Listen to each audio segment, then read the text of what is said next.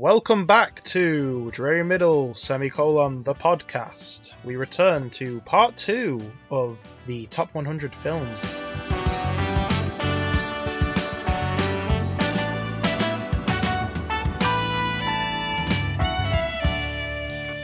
This time, we're going to be looking at the next 50 films and giving our opinion on these, if they deserve to belong in the top 100, or if they're not. If you saw the first part, you know that there was a few films we went, that's good. There was a few films we said, that's bad. And I assume we're going to do the same today. Maybe we will not say that they are good. Maybe we will not say that they are bad. Yeah, I mean, I'm still, unlike yourself, who has seen this, I'm still going in blind.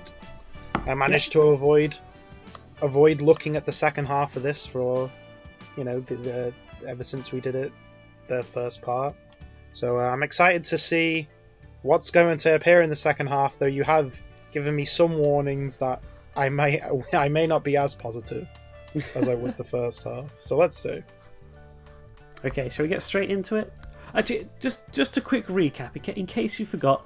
We said yes to 25 films, we said no to 12 films, we said maybe to 2, and then we hadn't seen 11 of them, which, okay, I understand. But, that's pretty good. Between two of us, to see if I've seen the majority of this list is pretty good. You got to admit that. Well, I mean, if we're talking about just a small pool of 100 films, then yeah. I mean, exactly. maybe if this list, maybe the name of this. So is this called the top 100 films list? Is that what it's called? I called the episode that top 100 poster. Should it be called the top 100 films you should see before you die? So not necessarily the top 100 best, but maybe the top 100 most important. Yeah, I don't know. Because if it's top 100 most important, then why the hell why is some of these films on here? Yeah, to be fair. Because I would argue that The Big Lebowski isn't an important film, nor is WALL-E. Yeah, no, you are right about that. And there's also, there's definitely very important films that have been left off the list too. Yeah, exactly. But sure, let's go on to let's go into our first film. We have 50 of these to get through, so we're going to be here for a few hours. You got your celery stick in one hand, your OJ in the other. Okay, let's game. So the first film is The Departed. Yes. This film is excellent. It's another Scorsese one, right? Yeah, I believe so. No. Okay. The Departed's a really excellent movie. It's an interesting one because I don't know if I would say it's top 100 worthy, just because I wouldn't even say it's one of my personal favourite Scorsese films. I'd put Taxi Driver, I'd put Goodfellas, I'd put Raging Bull over it. So that's 3 off the top of my head that I'd put over. And from what I've heard about The Irishman, apparently it would probably top this film too, purely based on what I've heard. I've not seen it. So there's a few films that, of Scorsese's even, that would probably beat this. And clearly this list is biased, by the way, because this is, our third Scorsese film? What if I told you it's not even our last? Okay, because off the top of my head, going off memory, did we... Oh, Goodfellas hasn't come up. Not yet. Okay, well that's definitely... Oh, I mean... No, that's definitely... You can't have any... I won't take a top 100 films list, and you talk about Scorsese, and Goodfellas isn't the film you bring up. You bring up Shutter Island, but not Goodfellas. That'd be a strange... Yeah, this is our second Scorsese film. No, it's our third, because we have Shutter Island. We did Taxi Driver, didn't we? Oh, yeah, sorry, no, yes, Taxi Driver, yes. So this it is our third, yeah. There's definitely a bias on this list, because I think Scorsese's a really good director, despite what I think of the person. Which isn't very highly. So there's definitely a bias here. Is The Departed top 100 worthy? Great film, fantastic film. I love The Departed, a lot of good talent in it. One of Leonardo DiCaprio's best roles, in my opinion. I assume you haven't seen it? I have not seen The Departed. No. Yeah, you would like it. I think. Sure. I mean, and to be fair, from what you've seen of Scorsese's films, you've liked all the films you've seen of his, haven't you? Yes, I have. Yeah. So I think you'll like The Departed. It's more of the same, like kind of. He has a really cool style that he's just really good at doing, and whenever he does, I don't know if I'd class this as an action film per se, but whenever he does like movies like that, he doesn't fall into the tropes of other action films, and I'd hope he wouldn't, considering how much he complains and whines about action films in Hollywood. Is it? Well, you can still, even though it's maybe not one of your all-time favourite Scorsese films, you could still say it is still a good film to watch. That's really, The Departed is a really good film. Do you want to just put it on there? Do you want to just say I'll put it on. All right. I'll put it on. Okay, it's on the list. It is a great film. It's a great movie. Definitely watch it if you can. There are better Scorsese films, but to be fair, I'm just looking at his resume here. It's fantastic. like he does so many good films. Like, I can't even. If anyone says, like, there's people who are like, oh, is it Tarantino's the most consistent? I'd argue Scorsese is a lot more consistent. I'd argue he's way more consistent than Tarantino is. Sure. Okay. Should we go on to the next one? Yeah, sure. Whoa, it's Goodfellas. Well, yeah, Goodfellas. Goodfellas, I'm going to have to... You've seen this recently, thankfully. Yes. And Goodfellas, I'm going to have to put on just because it's one of my favourite movies of all time. Like, it's in my top 10. So I've already put it down. I've already ticked it. It's on the list. You can't say no. Yeah. Like, it's such a fantastic movie. Like, I love was it you who said that it's edited kind of like a trailer for the entire... Yes, it is. It's edited like a trailer. But then but also that stays from beginning to end. Like, the pace never slows down. No, exactly. I love this film. Same. And you really don't feel the length of it either, because it's like 2.5 hours. It's pretty lengthy. Or 2 hours, one of the others. It's a lengthy movie. And Joe Pesci and Robert De Niro, fantastic in this movie. The guy who plays Henry Hill, Ray Liotta? Am I like an idiot? I've not seen him do a lot of stuff. I think he's done more TV than film since. If I remember. You'd think that'd be the breakout role for the guy, but I can't think of too many stuff he's been in since. No, honestly, me neither. But he has a very like iconic face. They're very. That sounds weird, but like you know him when you see him, if that makes sense. Oh wow! Do you know who he plays? Who? He plays the main character in Vice City. Oh my god, does he? Yeah. Jeez. what a performance. I didn't know that. That's really... This is the 80s. Maybe it's because I couldn't see his face, but I've always only known him from this role. And no, Goodfellas, it's one of my favourite... it is my favourite gangster film ever. I do like it more than The Godfather Part 1 and 2, despite how highly I think of The Godfather Part 1 and 2. I just think The Goodfellas is a much easier film to watch and digest, because Godfather is very deliberate and slow. Goodfellas is very snappy and quick.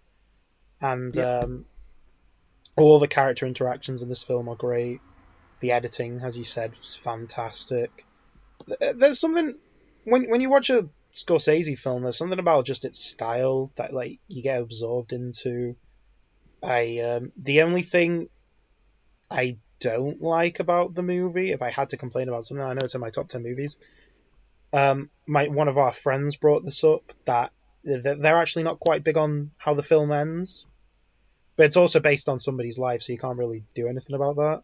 No, yeah, you can't. Because it just, we're prefacing this. There are going to be spoilers for these movies that we're talking about, but it just ends with him. He sells out the mafia and goes into witness protection. Yeah. And I guess, like, from my friend's perspective, it's just like, oh, is that it? But like, that's just kind of what happened. So it's like, you can't. But then again, I imagine this film is more. I imagine this film made some scenes more dramatic than what his actual life was like, if you get what I mean. As most, like, you know, retelling of lives, usually there's a lot of stuff added for extra drama. Yes. And I imagine that is the case here. I've not really looked into the story of Henry Hill. Maybe you should. Maybe I should. There's a book. It is obviously it's based off of a book. Go and read the book. See, the thing is, okay, hold on. He was in witness protection, right? Yeah. But then for a while he wasn't. Like, obviously everyone knew who Henry Hill was because he came out and made the story public, right? Yes. I want to say he wrote through an alias or something like that. Okay, fair. Oh, but then again, all the people that wanted him dead died in prison before, like, you know. True. Before they could do anything to him, so that's okay, actually. Even Paulie. Yeah, Paulie Walnuts was in it. Here's a picture of Paulie Walnuts. We're not doing this again. There's the wide roll. Here's a picture of Paulie Walnuts in The Sopranos. Here's him in Goodfellas. His breakout role. Same for Christopher, Christopher Moltisanti. Yes, Christopher Moltisanti. He plays Spider in this. He does, yeah. He's the guy who gets shot in the foot. He's in it for like a minute. Somebody brought this up in the Sopranos universe. What happens when they watch Goodfellas? Last Action Hero. Yeah. Last Action Hero makes the most sense. Like, it's just played by a different actor. That makes a lot more sense. Yeah. But this guy looks like me.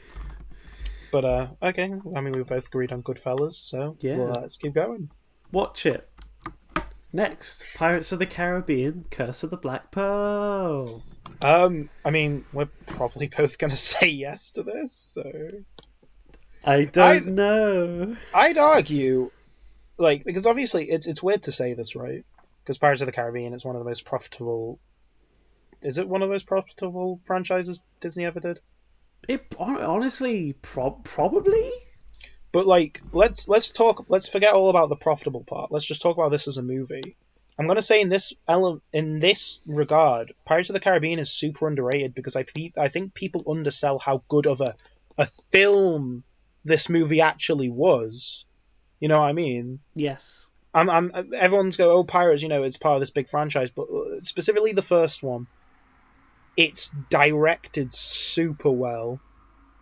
For what it is. Obviously the acting in it's amazing. Like this, the story's fantastic. Like, this movie is so much better than it had any right to be, considering it was meant to be just a tie-in with the ride, right? Yeah, I think it's a 40-year-old ride at the time as well. So yeah, and it's directed fantastically, and I don't know what we did to deserve that, but thank you. Well, see, I forget who directed it. From what I'd heard, it was Jerry Bruckheimer, wasn't it? No, he produced it. I remember they haven't actually put the director's name on the poster. Disney don't do that in general, right? True. Disney's not very. Am I wrong about that? Disney's not really big on putting slapping the director's name on the posters. Not anymore. Gore Verbinski. Who also did The Lone Ranger and Rango. Rango is really good, by the way. Watch it if you haven't. Oh my god, he did The Ring too. Oh. I was in the first Ring, not the second Ring. I would. Okay, so yeah, he did do Rango. I would recommend Rango. I think you'd really like it. Lone Ranger, I've heard horrible things about. Yeah, I've seen it. It's not so good. It's also like super long, isn't it? Yeah, it is. 49 minutes, damn. Yeah. He directed. Okay, I didn't know he directed the second and third one. Actually, he did. Considering the second, I don't know. I always felt like the second and third films didn't feel like Pirates one. something committee something. Yeah, but the first Pirates of the Caribbean is like quite flawless. Honestly, there's not. I don't take many issues with the film. Well, from how I understood it, Pirates of the Caribbean and The Haunted Mansion were in production at the same time, and because I remember at the time Johnny Depp, Orlando Bloom, and Keira Knightley, they weren't very well known. They're all kind of small actors, whereas The Haunted Mansion had Eddie Murphy. You know, it had a big name behind it. So Disney were putting all their eggs in the Haunted Mansion basket, so they didn't pay Pirates of the Caribbean so much attention, and they thought it was just going to roll out into cinemas and flop. And the opposite ended up being true. So I want to say the first film is only as good as it was because Disney didn't really care about it. Yeah, and then like once they got more involved, it's kind of like I'm not saying that 2 or 3 are bad because they really aren't. They're just more like messy. They're nowhere near as good. They're nowhere near as good. They're messy and have like a lot more plot points. Like they're more complex than the first one, to be fair. But it's like messy and like has a lot more plot points than like the first one did. So it's very strange. But there's some excellent stuff in Pirates 2 and 3. I know everyone brings it up, but the lack of Jack in that first film is what makes it good. Yeah, because starting with the second one, there was more an obsession with Jack Sparrow, wasn't there? Yeah. Like, basically the third film was like, oh, you have to go rescue Jack Sparrow because he's the best thing ever. Yeah. Okay. But, I mean, to be fair, though, Johnny Depp in this film, it's his best role. Sure. I don't know what you think about Johnny Depp as an actor. I think he does Captain Jack well. Well, he kind of got typecasted for that for a while. Yeah. Though, please, like, if you ever get around to watching Rango, because I would recommend it, I don't hear Johnny Depp in that performance. Sure. Like, listen to it. You know what? It was actually playing on TV, on Film 4. Oh, twice. Really? Yeah, over the summer. And I twice in a row? Yeah, and it just doesn't sound like him. You need to, like, just, if you go out of your way, listen to a clip. It just doesn't sound like him, but Rango's a film I think you'd really like. Sure. Just because it's animated, but it's also like clearly not a kid's film, if you get what I mean. Okay. Which is like kind of a rarity in today's world. Is like, fully this aired in cinema, adult animated film.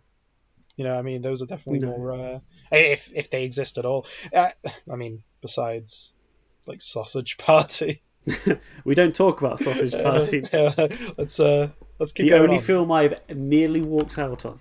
What's that saying? Next film is A Beautiful Mind. Haven't seen it. I'm afraid me neither. But it's got Russell Crowe in it. Got Russell Crowe in it. Next up, Kill Bill. It didn't say which one, so I just said the whole thing. Well, the whole. Yeah, okay, okay. So you put that. That's not a. Is that a sub? That's not a subtitle, or is that? That's the subtitle for the thing. That's the whole thing edited together. It's called The Whole Bloody Affair. Have you seen Kill Bill? I have not. No. Well, I know you have. Yes. I like Kill Bill a lot. I think it's a really good movie, but it is just a really, really, really well-made action film. Like, and I like my action films, and this is definitely Tarantino at his most unapologetic, and he's just having fun with it. I think he really liked making Kill Bill because just of how much he was just like, I'm gonna make an action film, and that's like it. It's just like pure unapologetic Tarantino. No, it's a really good movie, but I don't know if it'd make the top 100 just because, like as I said, I've always liked Kill Bill, but it's definitely style over substance. Like the narrative isn't particularly engaging, or not that it's not engaging. Actually, it is because it's a revenge story, but it's not particularly deep or anything like that. And I guess you don't need a deep narrative to make the top 100 list. We've said yes to films like Indiana Jones and even the last Pirates of the Caribbean movie, and they're not known for their super deep narratives, but we liked them as a film experience. But Kill Bill is, you're watching a lot of action, and you need to know that before you go in, because I could see you getting maybe tired of the action, because there really is a lot of it, more so in part 1 than part 2. Part 2 is a slower film. I mean, it was meant to be one film, wasn't it? But he split into 2. Yeah. No, I do really like Kill Bill, but I'd probably say I wouldn't put it on the top 100 just because, like, this isn't even a Departed situation with Scorsese where I was like, oh no, yeah, it's excellent, it's excellent, it's excellent. There's something about Kill Bill which, like, it is really good, and I do like it, but it's not. I just feel like it's more dumb fun than it is like a super amazing movie, if you get what I'm getting at. Yeah. It's definitely style over substance, obviously, but yes, we've yesed some style over substance films anyway. Yeah. I guess I'd just It's go cool. maybe on this. Okay. I don't know if I can outright say no, because this is a good movie, but I think I'll just go maybe on it. All right. I want you to read out the next film, okay? Okay. Guardians. Okay. Guardians of the Galaxy. A group of intergalactic criminals must pull together to stop a fanatical warrior with plans to purge the universe. Okay, so we've both seen Guardians of the Galaxy. Yes. And I don't know if your opinions changed, but we both like Guardians of the Galaxy. Why are you threatening me with this? I'm just saying, we both like it. Oh, you're just saying. Okay, Yeah, we both like it. Because, I mean, we're probably both going to just say no to it, so we might as well preface. Yes, let's jump to the cat chase. Is this going on the list? No, it's not going on the list. No, of course it's not going on the list. It's a good movie, though. Will you admit that? Yeah. It's good. It's good. Like, it's not amazing, but it's good. Okay, its strengths it's probably, and I'm even including Guardians of the Galaxy 2 in this. Okay, this is the first one, is the only one in the MCU that I don't feel is a MCU film, if that makes sense. Yeah, it's visually even not the second one feels like an MCU film. This one doesn't. Well, the second one feels like also retreads a lot of old ground. Yeah. It's like the Deadpool 2 thing. You like Deadpool 1? Here it is again. But this film, it's visually good. It's not a visually boring film. Unlike most of the MCU stuff. Most of the MCU stuff post, I want to say, frickin' Thor Dark World.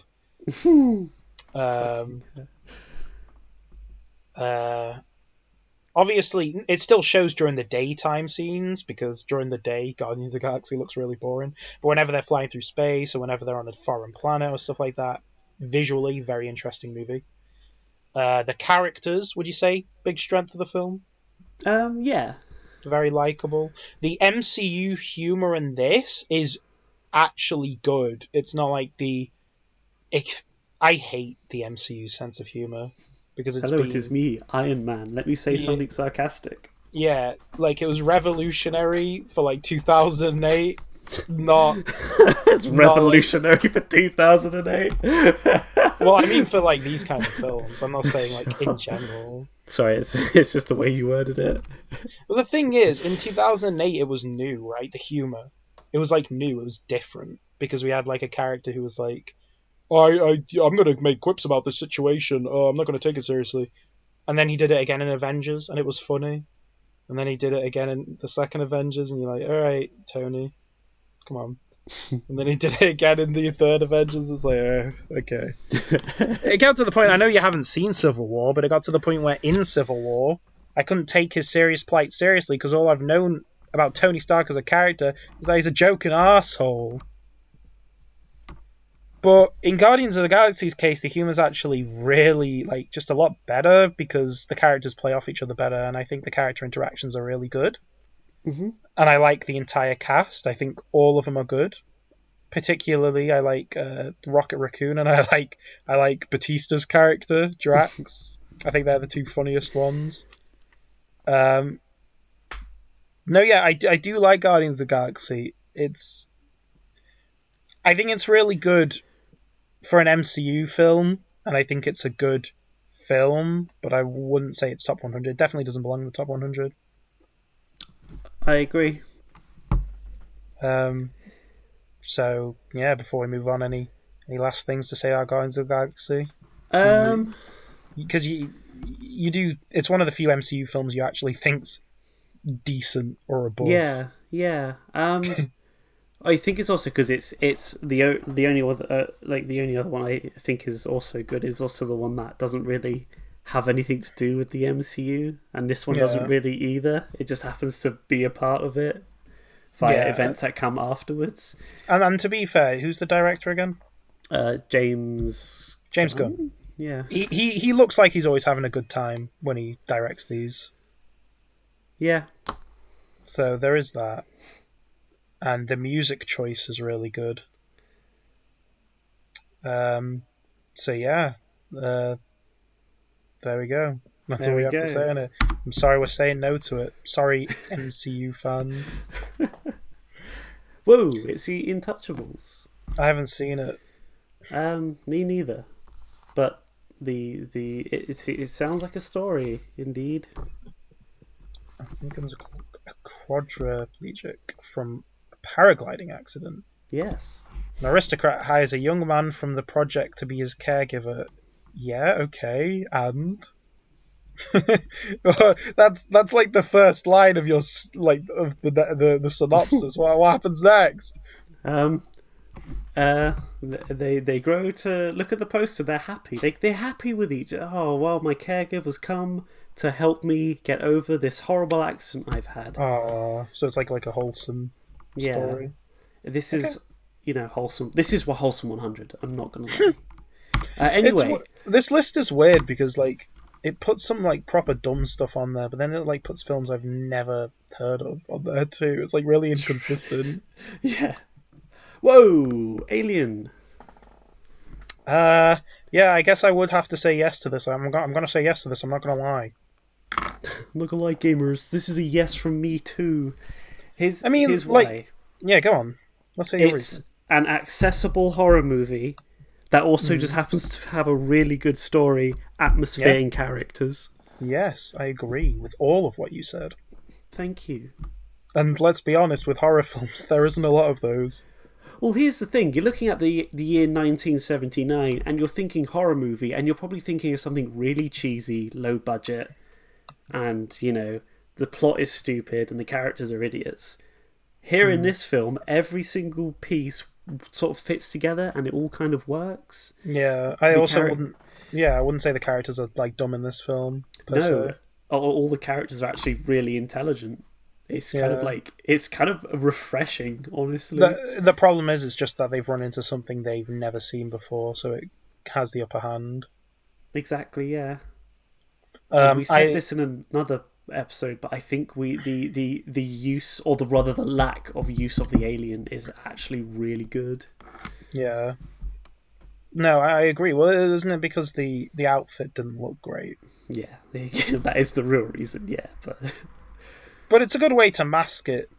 That's the thing, there's definitely a difference between millennium Ridley Scott and post-millennium Ridley Scott in terms of quality. Yeah. And as your boy Doug Walker would say, it's when Ridley Scott became, enlightened, as he calls it. Starting with, I want to say Gladiator or maybe Hannibal, when he not enlightened, but he became very avant-garde, very preachy, pretentious maybe. But you go back to his humble beginnings, and I'm honestly, because of how bad like a lot of his output was, I'm genuinely shocked he even made this film. I think it's a miracle how good this film actually is. It's like it's the George Lucas thing, right? Where it's kind of like, oh, everything he's touched is trash. How did he even make that first Star Wars film in hindsight? Yeah. But I don't know if I would say Ridley Scott is quite that bad though. Yeah, I mean, I haven't seen a good film from him in like since the year 2000, but yeah, it's kind of like I just think because remember he tried the whole Alien thing again recently. Yeah, you remember, and like Yeah. nobody liked it. Would you say Aliens falls under that as a movie franchise? Would you say it falls under that whole franchise thing, like the Terminator and other film franchises where it like didn't, its original idea wasn't meant to be this big film franchise, and the other sequels are going against what that original one was going for? I would say Alien 3 onwards, yes, but I'm going to argue that Alien 2, or sorry, or rather Aliens, does feel natural because it directly follows on from the end of the first one. It's not kind of like 20 years later and the world as we know it has ended, and now our badass hero is to come out of retirement. No, it's literally just like, hey, I'm back. Yeah, well, there's no CCTV on board, so we don't believe you. Go back to that planet and prove that the alien is real. Okay. It makes sense. It's not like this, it's not like it's such a tonal shift that it's a completely, like, it doesn't feel like it's part of the same universe that a lot of those sequels, fall into. Yeah, no, I love Aliens, and it helps that it was directed by James Cameron, who did the second one, and he knows his stuff. We've said this about James Cameron before, but he's a very high-end director. He's very into the technical side. So Aliens is actually a much better-looking film than Alien, I'd argue. Mm-hmm. Is it the better movie? Debate still goes on to this day about which is the better movie. I've always preferred the second one to the first one.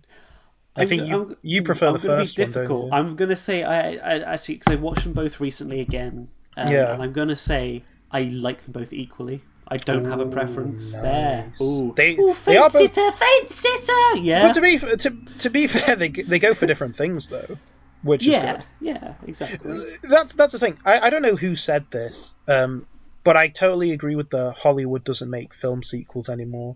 Because Aliens is the example of a film sequel. It's not just the same film regurgitated. The first film's an outright horror film. The second film's a sci-fi action movie. Yeah.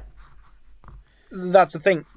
If Alien came out today and they made a sequel to it, they just make a similar, like, they're in a space station, they get picked off one by one, but maybe there's 3 aliens instead of basically what Alien 3 was. Yeah, exactly.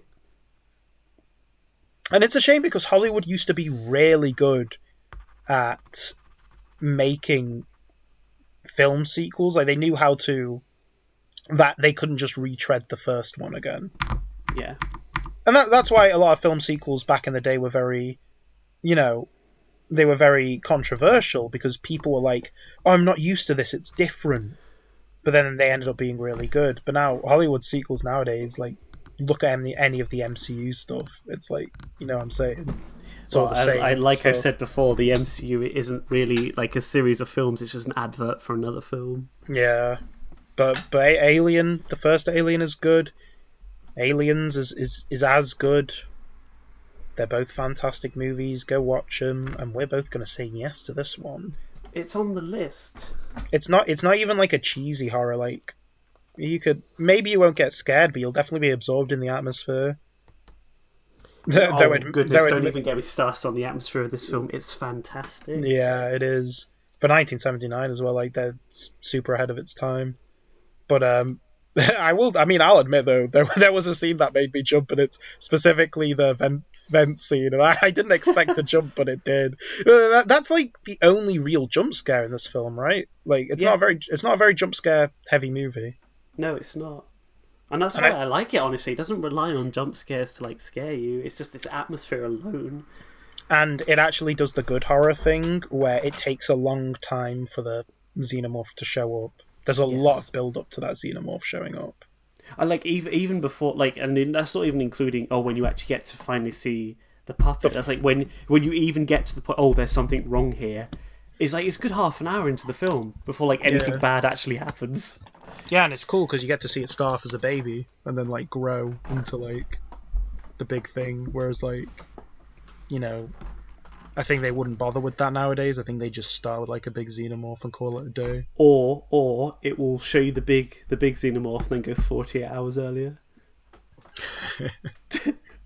I hate that shit. On a slight tangent, my brother and I have been watching Battlestar Galactica, and every single episode this season has done something like that, where it'd be like 48 hours earlier. One of them was like 2 months earlier. I was like, "Fuck off!" Is that season 3? Season 2. Season 2? Okay. Yeah, season 2's doing it, and I'm just like, "Oh, geez, stop this." Are you still enjoying it? Yeah, I'm still enjoying it. I just hate how every episode is 48 hours earlier. Literally every single episode. Well, good to know. Good to know. Anyway, whoa, it's American Psycho. Like, I mean, definitely, I guess. Mm-hmm. Yeah. I'm gonna let's yes this film. Let's yes this film. Well, that's the thing is, I don't think either of us think this film's a masterpiece. No. Right? But like we both really like it. Yeah. And it's I know this was because this came out 2000, and usually films that recent don't get hated at the time and get loved over time. Usually that's stuff from like the 80s and stuff like that. But remember, American Psycho, when it first came out, like the critical reviews, they're not super great. They're more like mixed positive. But now it's being heralded as like a modern day classic. Yeah. So, like, and I absolutely love this film. It's I just love just the whole. I think the best part of the film is just the fact that this guy is taking his life 100% seriously, and it's just like, look at yourself, man. Yeah, no, I love. It's such a bizarre like movie to watch, and yeah, I'm genuinely surprised that it's as late as it is. This doesn't feel like a 2000s film. It's really strange. Well, I mean, it was probably filmed in '99. Well, yeah, but you know what I mean. It doesn't feel like it feels like an 80s film, just from the pacing, the way it looks, the way the people talk, stuff like that. No, it's a fantastic movie. Christian Bale's best role, I'd say. Yeah, I'd argue this is my favourite role of his. Yeah, my favourite role of his too. I like it more than his really bad Batman voice. I keep forgetting that's him just because of how he's in like Batman, him it is. And he's in Terminator Salvation, and Terminator Salvation's the famous one where he got really angry at the staff, and they recorded it. Yes. And he's again, he was on Terminator Salvation, so yeah. Can we put a slide whistle in there, please?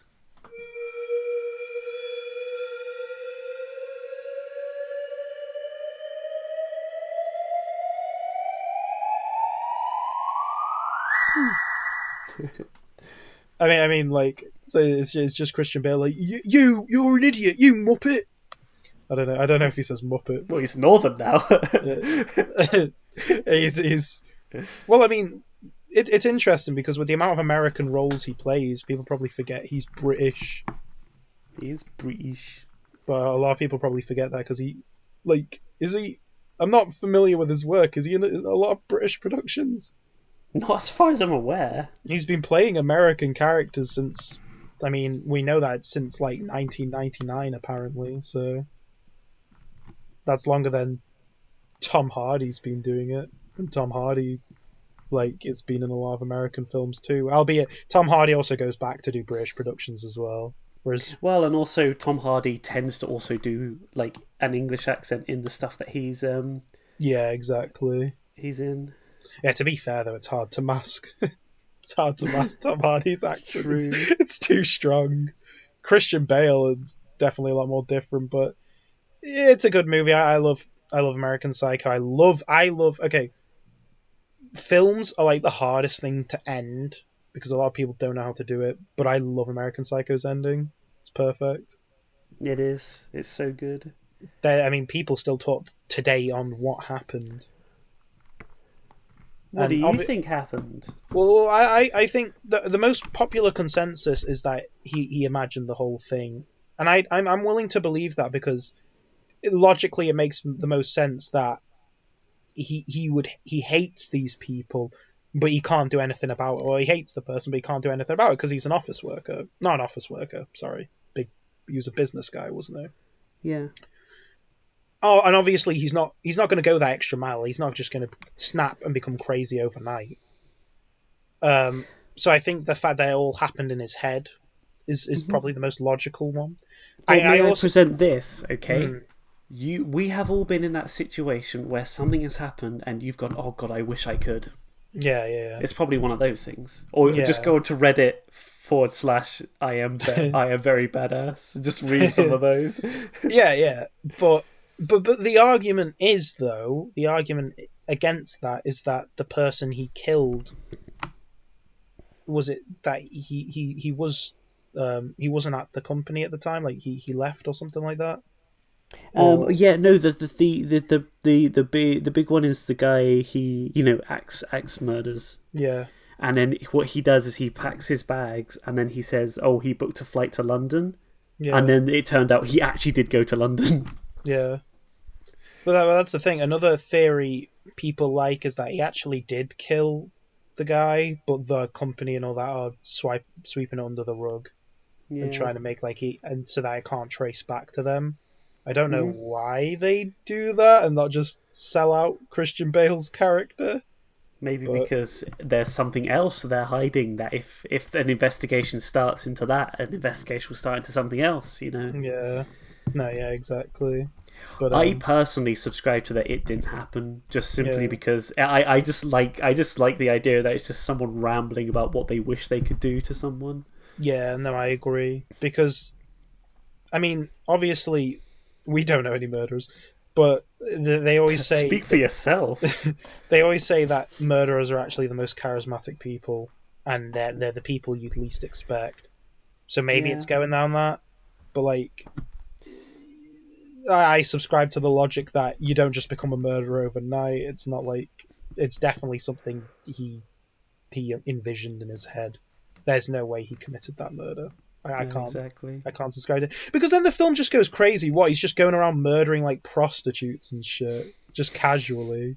I love that chainsaw scene. Yeah, I like the scene where the ATM tells him to shoot the kitten. Yes. And the old lady's like, what are you doing? And she takes off his hands. And it's like, yeah, that's the response I'd do if I just saw a guy holding a gun to a cat. It's like the most real thing in that film. Just some old lady what the hell are you doing? Brave old lady though. I'm glad she took the cat off him. I don't know if I'd have the balls to try and stop somebody with a gun shooting a cat. I think I'd be too afraid. Oh goodness! It's a bizarre movie. Watch it. We should definitely watch it, but we should move on because you ready to sigh? I'm ready to sigh. 3, 2, 1. Oh no! Okay, you know what though? In Avengers Assemble's defense, of all the MCU films, I feel like if anyone had to crack the list, I'd say Avengers probably deserves it. It's let's not beat around the bush, despite what we think of the film. And we both like the movie. Avengers it's iconic. It's the kids of today's. It'd probably be there. Star Wars, back in the day. You know what I mean? Yeah. So I will say, it is one of the most important films of the 2010s, definitely. Does it deserve to be top 100? I mean, we've okayed a lot of films purely based on how iconic they are, regardless of quality. So are we giving the okay to Avengers Assemble? No, I'm going to say no. Why is that? Because it's okay. Some films are iconic and have a good intentions behind them. This film is very clearly designed by committee, if that makes sense. It doesn't feel it's like how do we please the most amount of people, and it's kind of just like Phase 1 was Phase 1 was building to this. This was the climax of Phase 1. Yeah, and to be fair, to be a part of that, to be alive during that time, sure, amazing. But looking back on this film, because I have watched this film again recently, it's just kind of like all that wasn't there. It feels like you had to, a lot of the film's appeal is you had to be there, yeah. And let's not beat around the bush as well. It doesn't help that a lot of the films leading to Phase 1 aren't good. No, exactly. Which ones are good? Iron Man 1. That's it. Yeah. Like, Captain America wasn't very good. Thor 1 is horrible. Hulk. If that counts. Yeah, because it was technically a different studio and all that. Horrible movie. So, you just wonder what was the build-up for, because a lot of those movies weren't very good. But to be there and to watch Avengers like we did, it was special. It was something special. I watched it in cinema. I assume you did. Yeah, I saw it in cinema, yeah. It felt like a big deal. Mm-hmm. It definitely felt more like a big deal than Endgame and Infinity War did. Yeah, isn't that strange? Isn't that strange that Avengers Assemble felt like more of a bigger deal than the actual climax of the series? Well, remember, we're talking purely off feeling, though, because box office-wise, Endgame is now the top box office movie ever. Yeah, true.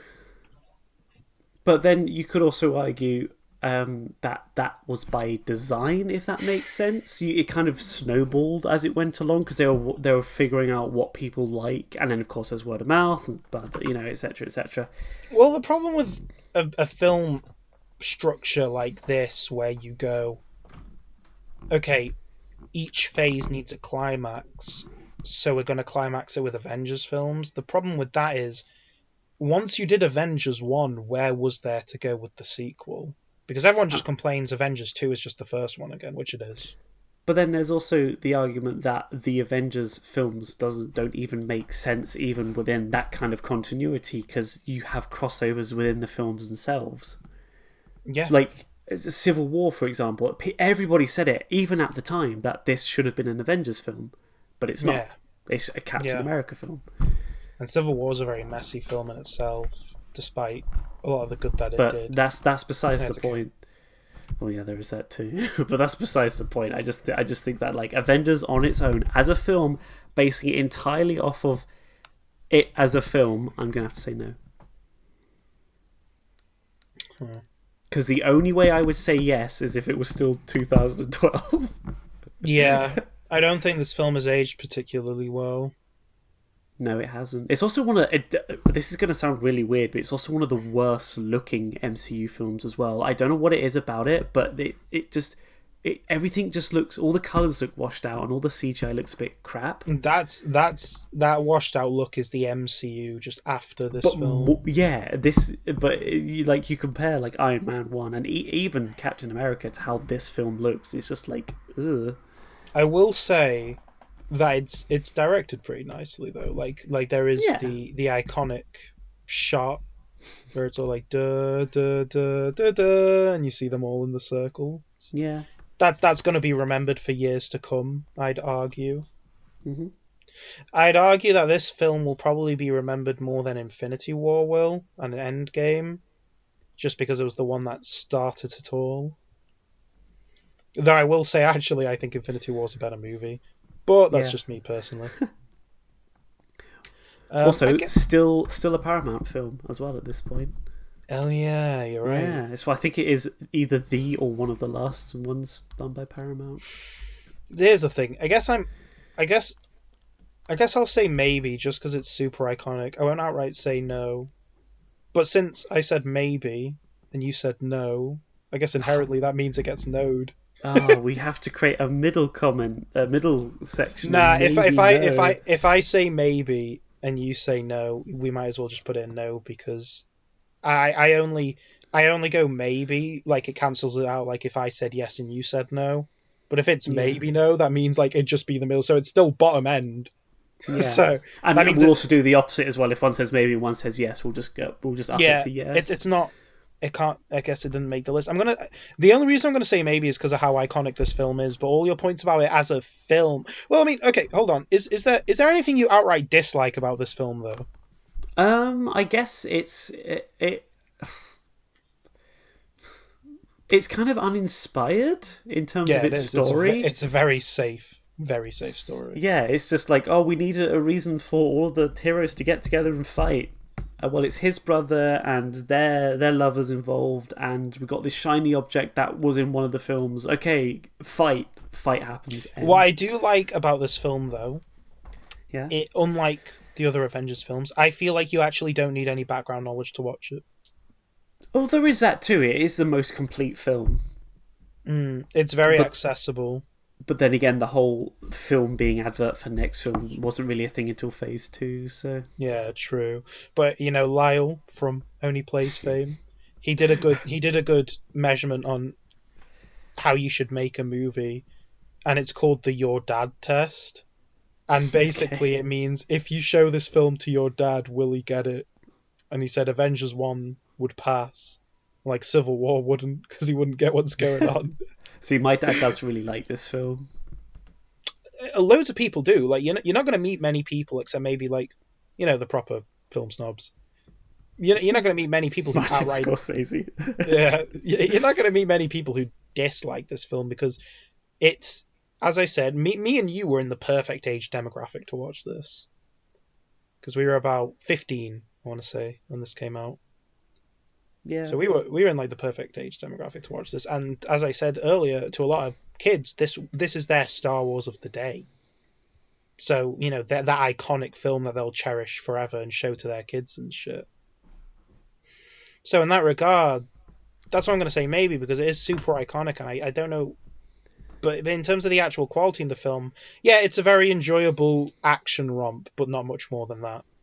Like, okay, that's where it ends. Counterpoint to your argument, if people are going to show it to their kids anyway, then what's the point in putting on a must-watch list? Hi-yo! Next, Hachi, A Dog's Tale. Dog. Hold on. This is a remake of a Japanese film, right? It says right there, based on a true story. Yeah, the Japanese story. Hold on, I know the original movie because I've seen it. So inherently, I might have seen. I think I know the story because I've seen the Japanese one. It's a really cute story though. It's really sad. Off the top of my head, Hachi. Yeah, Hachi. Yeah, the Hachi the dog. Yeah, it's based on the. So it's based on a real story that happened in Japan. I've seen the 1987 film, the Japanese one, and it's based on the story about the guy. He's really close to the little cutie dog. It's old baby, and I'm glad, by the way, they kept the breed right for the. I guess this is a remake of it. Or maybe it's not even a remake of a film because it's an adaptation of a real life story, so I guess it doesn't technically count as a remake. So the story is that man looks after dog, right? Mm-hmm. And then they become the best of friends. But then man goes away and man dies, alright? Okay. And then dog goes back to the train station, or wherever he was, waiting for his owner. No, I've heard this too. Yeah, I've heard this too. Yes. He waits for his owner every day to come back, and his owner never comes back, and it's super sad. Oh, I haven't seen either film, but I have heard that story before. Oh, yeah, it's really sad. But I mean, I like the '87 film by proxy. I probably will like this film, especially if it's considered. You know, I'm going to look at the the reviews. It's probably, if it's made this list, it probably got really high reviews, right? Yeah, so shall we say, because you haven't seen this version, but you like the original and it fits the same story, shall we just put it in maybe? Yeah, let's put it in maybe. Let's put it in maybe. It's a cute dog. Maybe, baby. Yeah. Anyway, shall we move on to the next one? Let's move on. Ooh, whoa. Spirited Away. I don't know what that sound effect was for. Have you seen it? Why, yes, I have. What do you think of it? I think it's pretty okay. You think it's okay only? Ooh. Ooh. Here's the thing. No, I like it. It's good. It's not my favourite Miyazaki film, but the thing is, yeah. You're a big Porco Rosso. That's not my favourite one of his, but it's up there. Porco Rosso's I really awesome. like Nausicaa. I really like Nausicaa. Porco Rosso is also really good too. Yeah. I'm not super into Nausicaa myself, but I can understand why people like it. I love Nausicaa's world, like, so much. Same. That's such a really good looking film. But we're not talking about that one. We're talking about Spirited Away. Spirited Away is fantastic. No, I love Spirited Away. I think it's I guess we're not going to agree on this. I think it's a masterpiece. I didn't say I didn't like it. No, you like it, but clearly I not like as it. much. You don't like as much as Not as much as I like the other ones. Yeah. I'd let it on this list. Sure. I mean, like, it is for anime what a lot of it is one of the most. It's one of the biggest films that came to the West. It aired in cinema. I watched it in cinema back in 2002. Oh, really? Yeah. Though I didn't think much of it then because I was too young. I was just like, oh, it's a cartoon, what if I like it? It wasn't until years later where I grew like an appreciation for it. It's not my favourite Miyazaki film ever either, but it's definitely I prefer Princess Mononoke. I do hear that quite a bit actually. So that's not even, you can't even be shouted out for that one. No, Mononoke. If Spirited Away isn't most people's favourites, it's probably Mononoke. They're like equally as iconic, and this is like Miyazaki's last film that I really like because I don't like Howl, which came after this, and I don't like Ponyo either. The Wind Rises is really good, but nobody knows what it is. So I mean, obviously Ghibli enthusiasts do, but The Wind Rises didn't get a cinema release in the UK, I think. Plus, it's not very. The Wind Rises isn't very like Ghibli in terms of like Ghibli's very like whimsical. We're going to go on adventures. The Wind Rises is just, here's a story about the guy who made like the Japanese planes, the ones they used to kamikaze. Yes. And it's just like a very down to earth like story. It's like that. It actually didn't have to be animated. I don't know why it is, but it's excellent. So I know one of our friends thinks it's really good. I think it's really good too. I think highly of Miyazaki as a director. Again, what you think of him as a person's kind of a different. It definitely it comes under the Scorsese thing where you could argue he's a bit of an arsehole. But look, I mean, if we've had a go at Scorsese for being a bit of an arsehole, I think we've got to have a go at Miyazaki too. No, yeah, of course, but something I'll give both of them is, and this applies for film in general, they're both experts at their craft and they know what they're doing. I think that's what made them arseholes. I don't know why that is. But whenever you see people in film, it's like the more knowledgeable you are about movies, you just have to be a dick. I don't know why that is.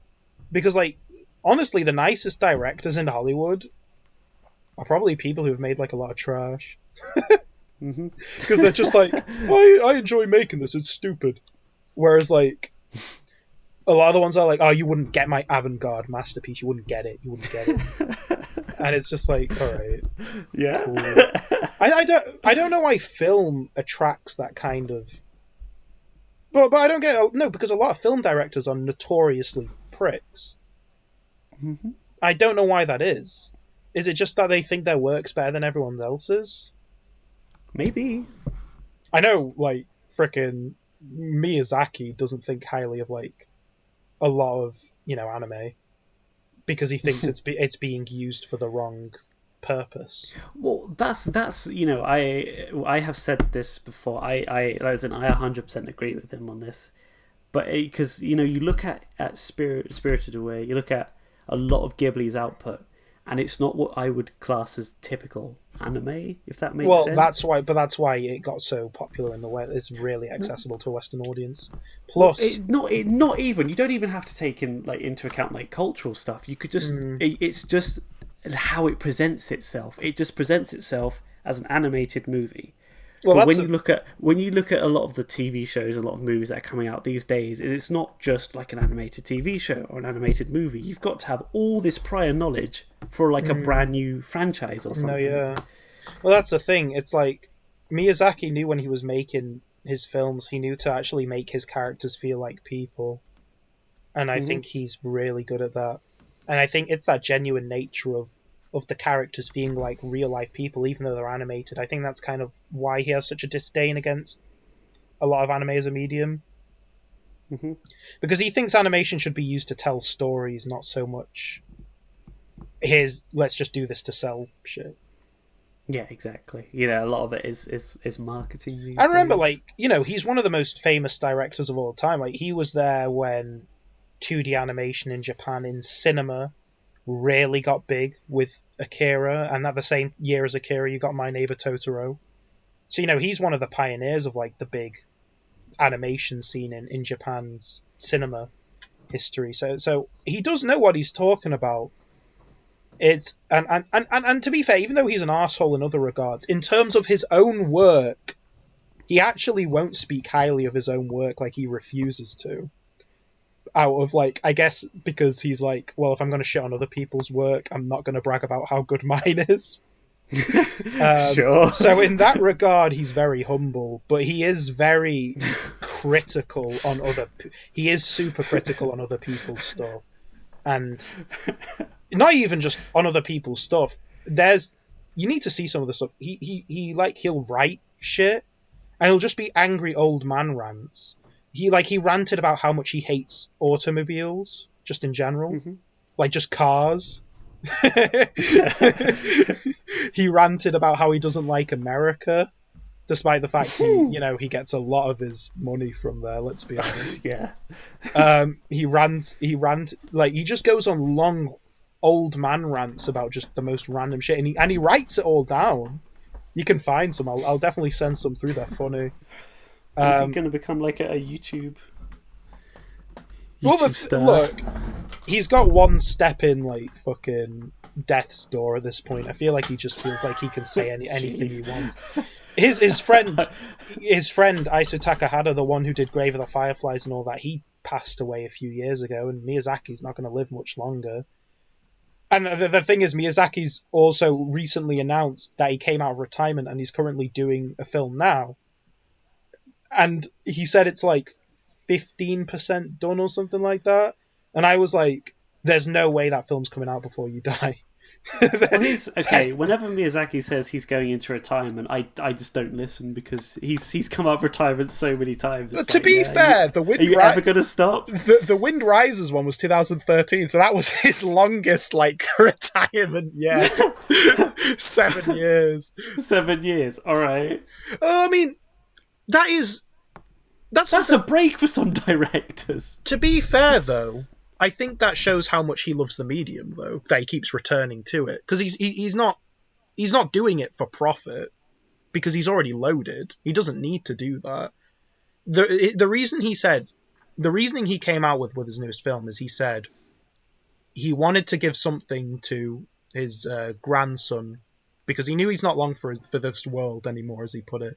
He said he wanted to make something for his grandkid, one last thing before he passed away. I thought that was actually really wholesome. As I said, I hope he gets it done before he dies, because he says he's only 15% through the film. How old is he? He's like 70-something, dude. He's really he's old. not that old. He's not that old. As an animation director, though, he's a bit up there. He's not an athlete. Where's he going? 79. He's hitting 80 next year. I don't know. As old as Jeremy Clarkson, dude. But as for Spirited Away, I'm going to say yes. I'm going to say yes. You're going to say yes, even though it's not your favourite Ghibli movie. No, I didn't know. I wasn't even aware. I said this to you earlier. I wasn't even aware that you had even seen this film. I'm pretty sure I've seen every film up till Howl's Moving Castle. Yeah. Mm-hmm. Howl's Moving Castle is definitely an example of like all style, no substance. Yeah, because that movie's really good looking, but like plot wise, that movie's a fucking mess, and I hate that people keep giving it a pass because that just makes me want to go and read the book, honestly, because I'm like, if the film's like that, what the hell's the book like? Well, I imagine I don't know how the book paces itself, but the movie's literally like, here's a scene. It's like, okay, what's the connecting thread though? It's just like, no, here's scenes. So sometimes she's a super old lady. Sometimes she doesn't look like a super old lady. She looks like a little younger old lady. It's like, what's going on? You let Pulp Fiction get away with it. Yeah, I guess I did. Anyway, should we move on? Yeah, we should. We've been talking about the old Japanese man too long.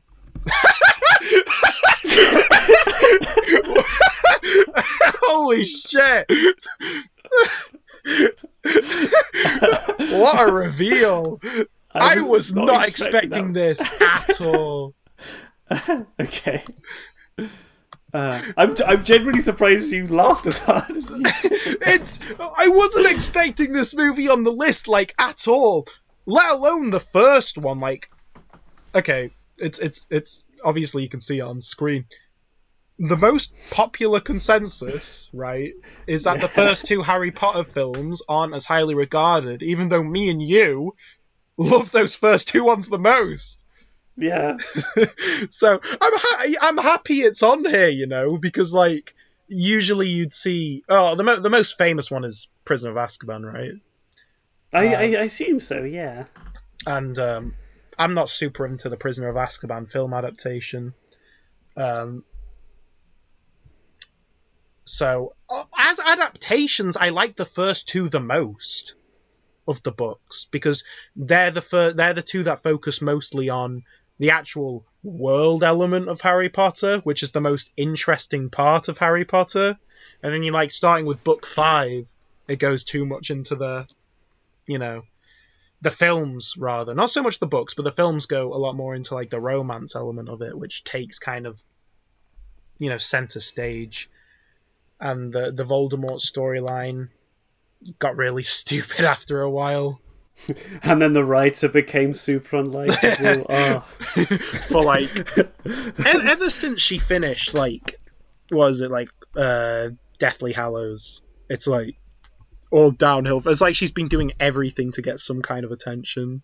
It's like, you could literally disappear from the limelight and you'd live comfortably with your money. Yeah, you can die gracefully. Yeah. That's an option too. You don't have to keep coming out and saying horrible shit. And I know we're not talking about the first movie right now, but she said a lot of controversial, horrible shit that she probably shouldn't be saying.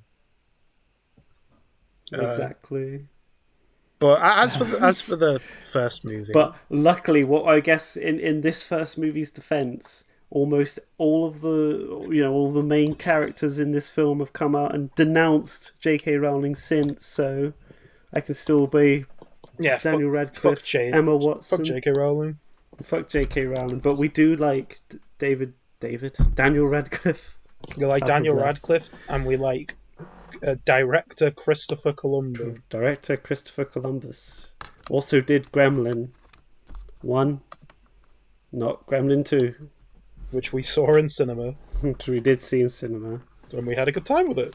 We did have a good time. I don't know why our friend was telling us to not watch it. Because a film with fun elements? No, I only watch sad films. That was very rude. I mean, like, I don't know, it's a bit of a tangent, but like, it's like that film's like, I don't know, like it's just so fun. I don't get it. Can we just stop the podcast for a bit to call out our friend, just for his taste? Call in him out films? by name. Can we do that? Dox him. Okay. But here's the problem with your taste in films. All you do is watch films that make you sad, and then you go, "What a good film."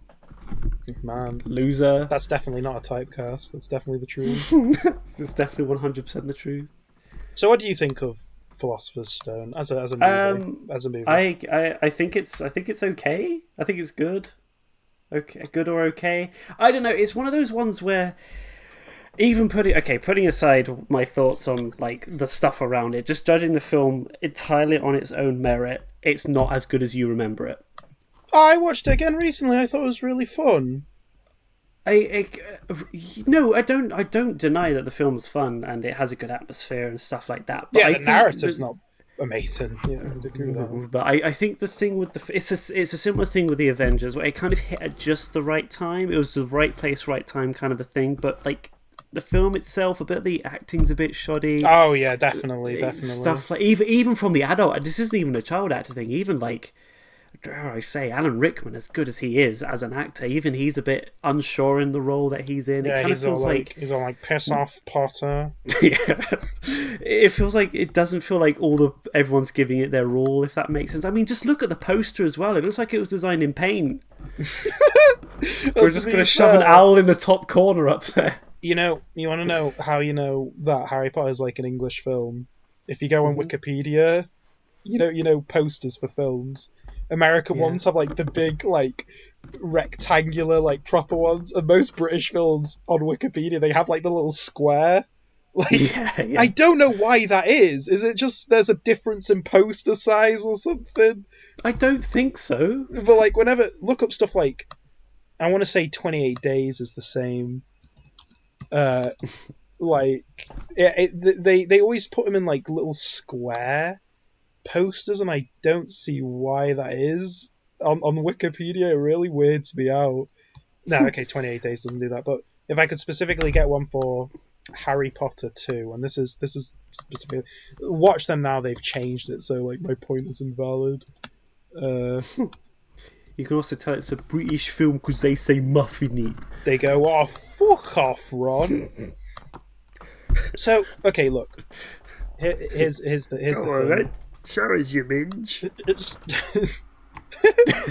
That's probably your best impression of that line yet. Thank you.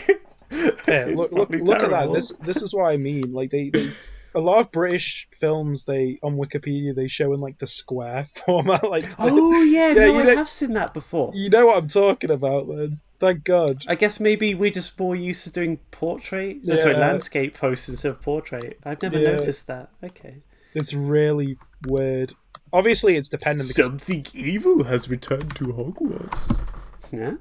It's really weird because 28 Days Later for some reason isn't like that, even though it's British. So I couldn't tell you. But anyway, as for Harry Potter 1, look, okay, I will say a lot of the acting and all that's whatever, but the actual whimsical world of Harry Potter still holds up well, I'd argue. Sure. It's really fun, and like, say we want J.K. Rowling's a bit of a cunt, but her world building, I think, was really good. Yeah. Oh, I'm gonna say maybe.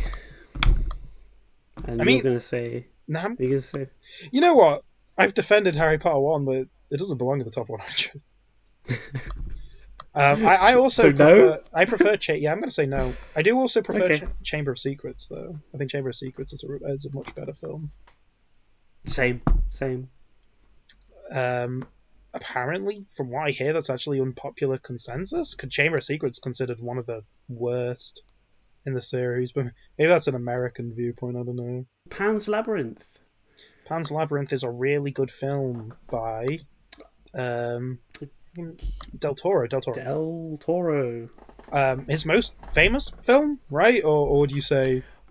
Probably. It probably Would- is his most famous film, yeah. Hold on, would you not say the one with the big robots? What's it called again? Oh, God. Pacific Rim. Yeah, would you not say Pacific Rim technically? It's like its Okay, most famous. yeah, sure. Pacific Rim's also just not. I don't know, like that's not to me Del Toro's style. It feels very not him. If you get what I'm getting at. Well, yeah, Del Toro is a director that I can never get my head around because he seems like in the lead. He seems like he wants to present himself as like a Scorsese, but then he does stuff like Pacific Rim, and I'm just like, what?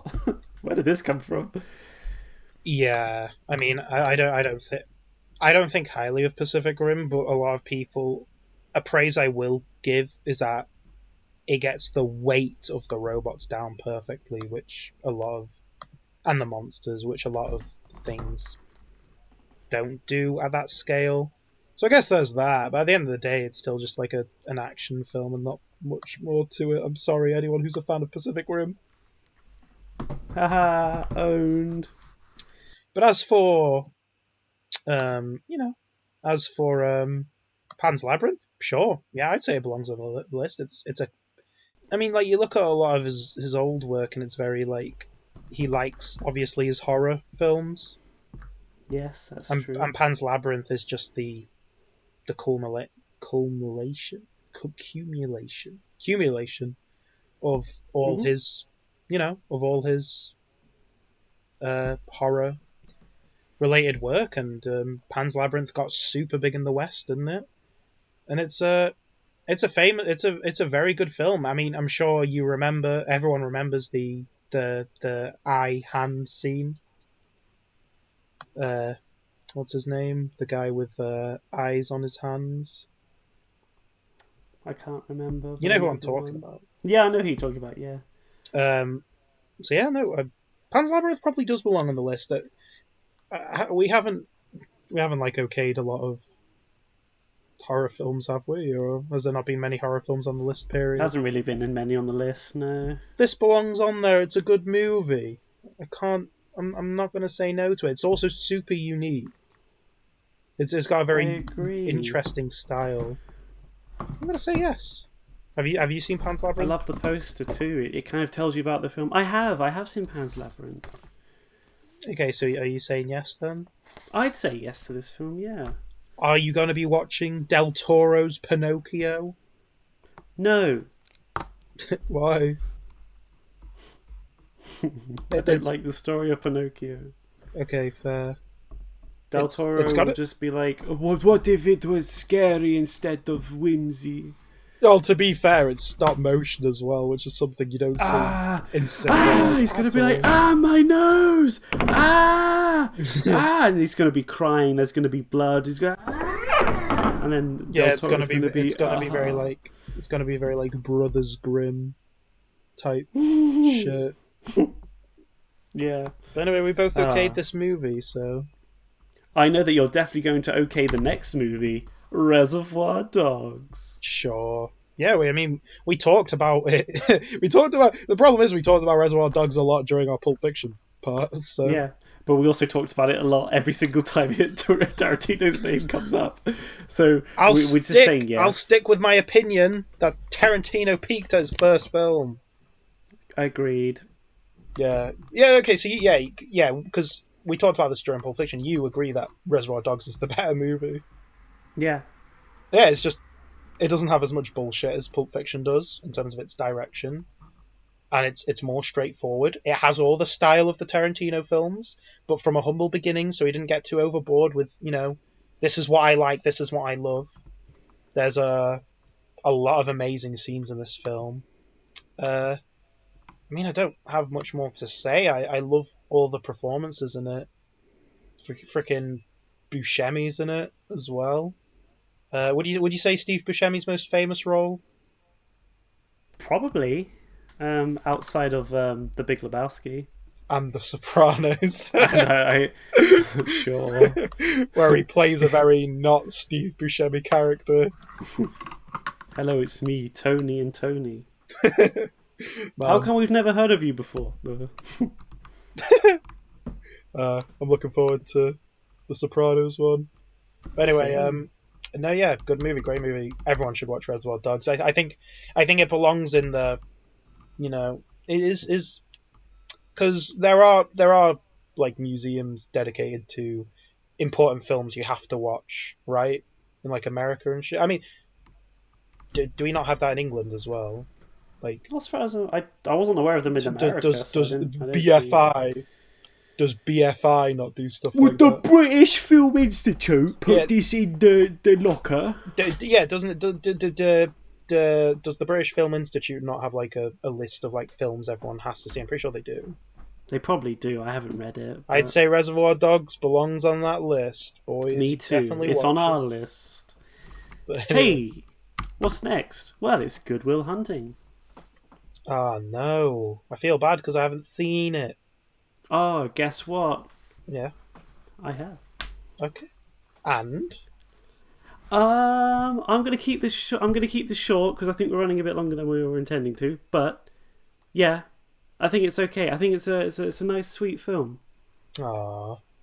definitely one of Robin Williams' more down to earth performances, right? Yeah. Yeah, it's weird whenever you do get a Robin Williams, like, because he's one of those actors who gets typecast as being this wild wacky person, and when he gets a down to earth role like this, it proves that he can actually like act, if that makes sense. But... No, I agree, but it also helps that people like even when Robin Williams was like in horrible, terrible films, nobody's ever said like bad things about the guy. No. That everyone thinks highly of him. Maybe he's obviously held up in high regard now after he, unfortunately committed suicide back in 2014.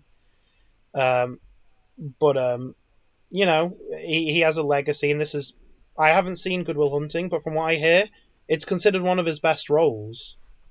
Yeah. And maybe it's because he's not just playing an over the top character where he screams. he's playing a person. Oh, I don't get it. Look, I love Robin Williams so much as a performer. I don't necessarily like a lot of the movies he's in, but I like the person because I feel like he always enjoys the roles he gets. You know what I mean? Yeah. It's not like an Adam Sandler where it's like, okay, I'm in this film, I have to phone it in. I always got the impression Robin Williams enjoyed working on all the films he worked on. So, obviously Genie from Aladdin's my favorite performance of his, but I've heard this film's good, so I'm not gonna say. So you're gonna say yes, it belongs on the list? I'm saying yes. Yeah. Fun fact: it's one of our friends' favorite top 10 movies ever. Oh really? Yeah. Damn. So there you go. That's pretty cool. Hey, what if I told you that we were going Interstellar? Ooh. I tell you, I haven't seen it. And I would say to you, me neither. 2014. But I saw the meme, and I laughed. I clapped. I don't remember this film at all, like even existing. Because I don't know about you, but there's been a lot of films in the past 10 years with the guy in the spacesuit, so I'm really confused on like which one this is. That's the one where they go to the planet where like 1 second on there is like 8 seconds on Earth or something like that. Oh, okay. That sounds pretty cool, actually. I imagine you can do a lot with that, right? Yeah, you probably could, to be honest. But we haven't seen it, so... I think it's one. I think I haven't seen it. It's a Nolan film. I'm sorry. Is that an issue? No. I fucking hate him. I just typed in Interstellar. If I see Christopher Nolan. I just typed in Interstellar and it's showing at the Prince Charles Cinema. Really? On Monday, the 23rd of November.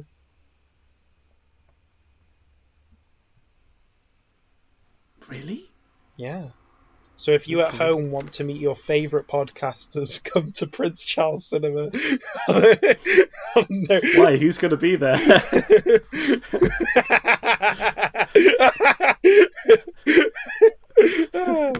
I've never heard of this film. I didn't know, like... Is it that amazing? I mean, it has a. I'm genuinely surprised you haven't heard about it. It was huge for a bit. It's the you've definitely seen it. It's the one where like there's a very famous shot of like the spaceship spinning around around Earth, and it's got the dun dun dun soundtrack. Well, I mean, that's just Nolan's soundtracks, isn't it? Ah, fuck you. It's Django Unchained.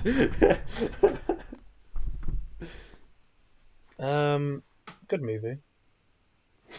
Have you seen Django Unchained? I have seen Django Unchained, yeah. Again, this is just one I don't think belongs on the list, you know what I mean? How many fucking Tarantino films do we have to talk about? Top 100 of all time, and like 5 of them are Tarantino and 5 of them are Scorsese. Clearly this person has some kind of bias. Or was just like, Scorsese's good, right? Yeah, Scorsese's good, right? Fucking Tarantino's good, right? I don't know any of the directors. Like, so... No, okay, no, I was going to say Kubrick, but we've had 4 Kubrick films, haven't we? Right? Yeah. So that's another director we've had a lot of too, so it's just kind of like... I don't know. You know what? I really do like this movie, though. I think it's really good. All the performances are good. DiCaprio especially is fantastic in this movie. Probably my favourite Leonardo DiCaprio role, actually. Besides, obviously, stuff in The Departed, which is really good. I like Leonardo DiCaprio as like an arsehole antagonist in this.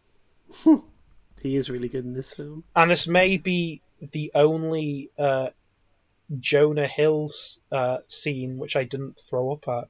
No, I'm good. I forget he's in this film. Honestly. He's in this film and it's really funny and it's super out of place. It's basically just a discussion on like where they should cut the holes in like, you know, the KKK hat. You know, the wizard outfits, the Grand Wizard outfits. And it's like, it's just a 3 to 5 minute discussion on like how they should cut it and wear it, because like they want to look intimidating, but they also want to make it easy to see. It's really funny. It's super out of place, but I think that kind of adds to it. I think that's actually very, very Tarantino in style. So would you say this is a good movie? I'd say this is a good movie, yeah. Yeah, definitely. But I think the real question is top 100. No, I wouldn't say it's top 100. I'm sorry. Okay, sure. I'll agree with that. We already okayed Reservoir Dogs and Pulp Fiction. Tarantino's locked out of the list from now on. You can't just say that. But they're the only films of his we think they're actually just like great movies, like without being, oh yeah, this is a great Tarantino flick. Nah. Are you telling me? No, come on. Are you seriously telling me that The Hateful Eight is not going on the top 100 films? I'm sorry. Maybe top 200, but not top 100. This podcast is over. I'm not just talking about this episode. I'm talking forever. And now we're going to show you our favourite scene from The Hateful Eight.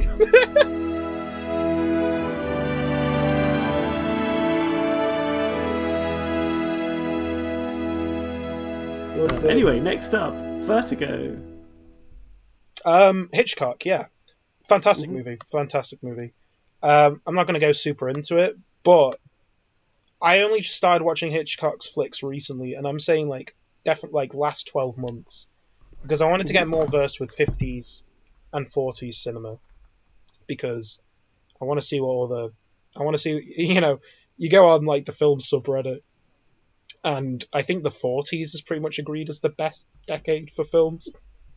If you go on there, yeah. I mean, mostly pre-70s is like regarded as best. I was like, okay, you know what? I'm not put off by black and white films, so I'm gonna watch these stuff and get into it. Vertigo's a fantastic. It's a fantastic movie. Like I can't complain about how good. Like it really is. Like Hitchcock is one of those directors that you really don't see much anymore. Like he knows how to do noir really good, and I mean, ironically, he might have made some of America's most famous films despite being British. But I digress. That happens with a lot of English directors that get famous, right? They go to America and like make a bunch of like, but like Hitchcock, to be fair, like his films are very American in style, like they've always kind of been. So uh, he really, like, I know I'm not going to be around the bush. Hitchcock definitely belongs on one of the best directors films lists of all time. He's up there. From what I've seen of the small pool, thankfully I've seen Vertigo. I haven't seen all his films. I believe it or not, I still haven't seen Psycho, which is probably his most famous film, right? So yeah, no, Vertigo I'd highly recommend to anyone. I'm surprised because this is the first Hitchcock film we've had on this list. I'm shocked there isn't more of them, but knowing how this list is, it'll probably be the only Hitchcock film on here because there's definitely a bias clearly with how I this think is made. what they wanted to do, they wanted to like choose a Hitchcock film, but didn't want to go for the obvious one. So that's what Vertigo instead. And then we go later and we see Psycho. I'm going to put it on the list. It's on the list. I'll put it on the list for you. Would you like to go and spot some trains? I would like to go watch some fucking trains. Well, go on then. Trainspotting's really good. Like, it's fantastic even. I watched it recently. Again, it's another one of those films where, like, okay, so we both like Danny Boyle as a director, right? Yes. We both like 28 Days Later. Yes. Trainspotting, I would say, probably is his best film. I do like Trainspotting a lot. I haven't seen the sequel yet. Which, I'm happy Ewan McGregor came back to do. Because I thought, like, at that point, like, Ewan McGregor got so big in Hollywood that he just wouldn't come back and do a sequel to Trainspotting. Because Trainspotting's only really big in... Like, it's mainly, like, a UK big film, right? Or did it get super big in America? I don't think it made it. It's definitely... People know about it in America, but I don't think it got super big. I doubt the second one got a big cinema release over there like it did here. I mean, to be fair, though, it's one of those films... you get, like, films that get popular because they are quintessentially British, but this actually just straight up is just, like... It is just such a British film that I don't know if it would work so much in an overseas market, if that makes sense. Danny Boyle's style in this film's fucking bizarre and I love it. Like, it's so crazy. And, like, I mean, the early scene is obviously where he crawls down the toilet and, like, it's, it's like a beautiful ocean and stuff like that. It's a really good movie. I like Trainspotting. Its tone's also all over the place, which I'm sure is intentional. Like, it's about drugs. Yeah, so, like, at one point it's a comedy, and then there's just a part in the film where, like, the baby dies because they neglected it, and then it gets, like, super dark for a bit, and then it becomes, like partly a horror where he's having, like, the cold turkey fit, and the baby's crawling on the ceiling, which I'm sure is... I think the baby... I love that scene. Yeah, I think the baby crawling on the ceiling is the most famous scene in this movie. You know what? We haven't had a lot of British representation. I think I'll put it on the list. Sure, go for it.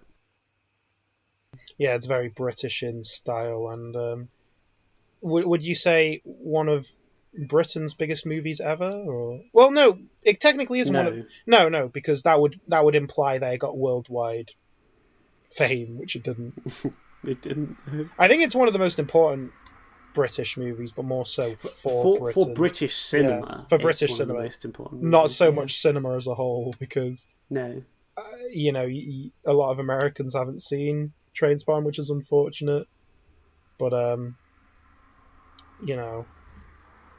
just happy that I haven't seen the sequel, but I'm just happy Danny Boyle came back and directed it, and actually it's still in its like original style, whereas 28 Days Later was done by... Or 28 Weeks was done by, like, not Danny Boyle. It was, like, super... I think that one was very American, wasn't it? Because they got, like, the guy who played Hawkeye was in 28 Weeks. Yes. So it was very American-fied. It was a lot more action-heavy. It definitely lost the charm of what made 28 Days really good. You definitely wouldn't see an actor like... oh, my God.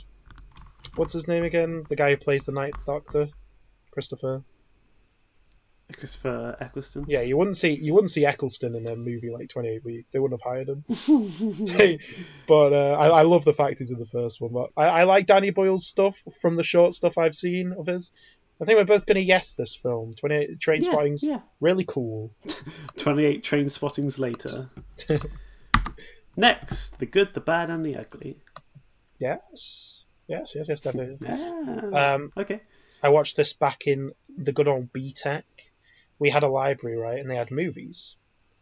And you could rent them. Did you have anything like that at your libraries? Or? Yeah, no, we did, yeah. And so there was a phase. That was when 2014, late 2014 to 2015 is when I really started to get into cinema. And I rented The Good, the Bad, and the Ugly, and they wouldn't let me rent it because I didn't turn 18. But when I did turn 18, I rented it. And a gay old time with it. It's a good movie. Sure. I don't have too much to say. It's just like the quintessential, like, the Western film that, you know. It is the Western film, pretty much. If you want a good idea of what Western cinema is like, and I've seen a lot of, you know, those Western classics. I've seen loads of them. I think that this one stands out. Is it the best one? I don't know. Probably not. But it is the most famous. And in that regard, I'll definitely put it on there. Clint Eastwood is a fucking badass in this film. And that, to be fair, that's the only character Clint Eastwood ever really plays. Is just badasses. But he's good at it. Yeah. You could argue his acting range is a bit limited in that regard, though. But he's good at it, and he was playing an old man badass in like some of his most recent films. And you know, Clint Eastwood's also one of those actors that actually has directed a few films too. Yes. Did you know that? I did know that. It's true. I knew it. Yeah, and I think one or two of them's actually all right. But in terms of this, I love The Good, the Bad, and the Ugly. It's part of the Dollars trilogy. Definitely. It is. Go watch it. It's a good film. I think this is another one. I might be getting insane, but I think this is another one which wasn't received super well at the time, but over years got bigger. But I mean, have you seen it?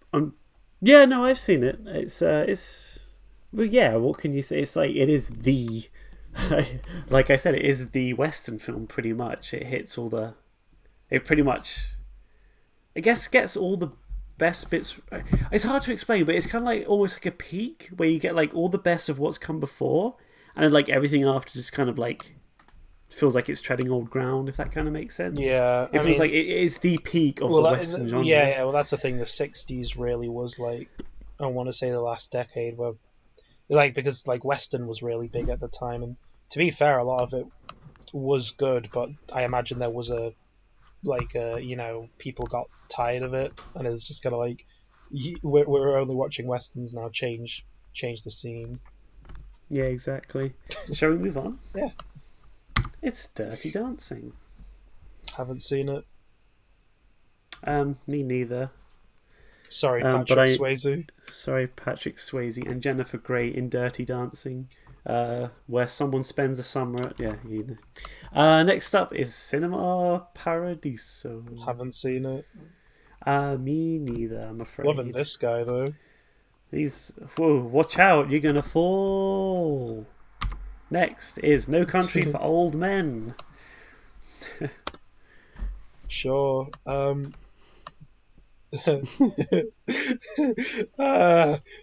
I see. I think No Country for Old Men is actually like super amazing. And I've said this to you. But we need your opinion on it because I was waiting to watch it with you, but you know. Yeah, unfortunately. We'll do it one day over Discord or something.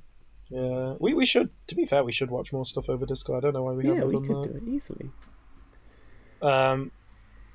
So, No Country for Old Men is actually just like really fucking fantastic for like 90, maybe 80% of the film, right? It's amazing. It's great. It's this awesome story about a guy who finds some money that belongs to a drug cartel, and then this guy is sent to go after him to get said money, and he's like he's like such a stone cold killer. Like he's like OP, dude. He's like real life OP. He doesn't care about like the law and shit. He's just like he just walks into people's places and kills them. Holy shit. That's just his thing. He's a badass, and this is a guy. It gets across the whole fear of this one guy. It gets that across so well because he's actually just portrayed as like an unstoppable monster.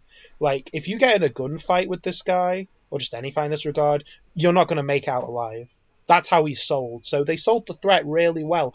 Problem is, this is based off a book. So it followed the book narratively, right? Mm-hmm. When it really should have done its own thing for the ending, because the ending of this movie, I'm not going to go into it because I really want you to watch it. Mm-hmm. But the last, like, 10 to 15, maybe 20 minutes of this film feels so disconnected from the main story. It focuses on a character who was like a third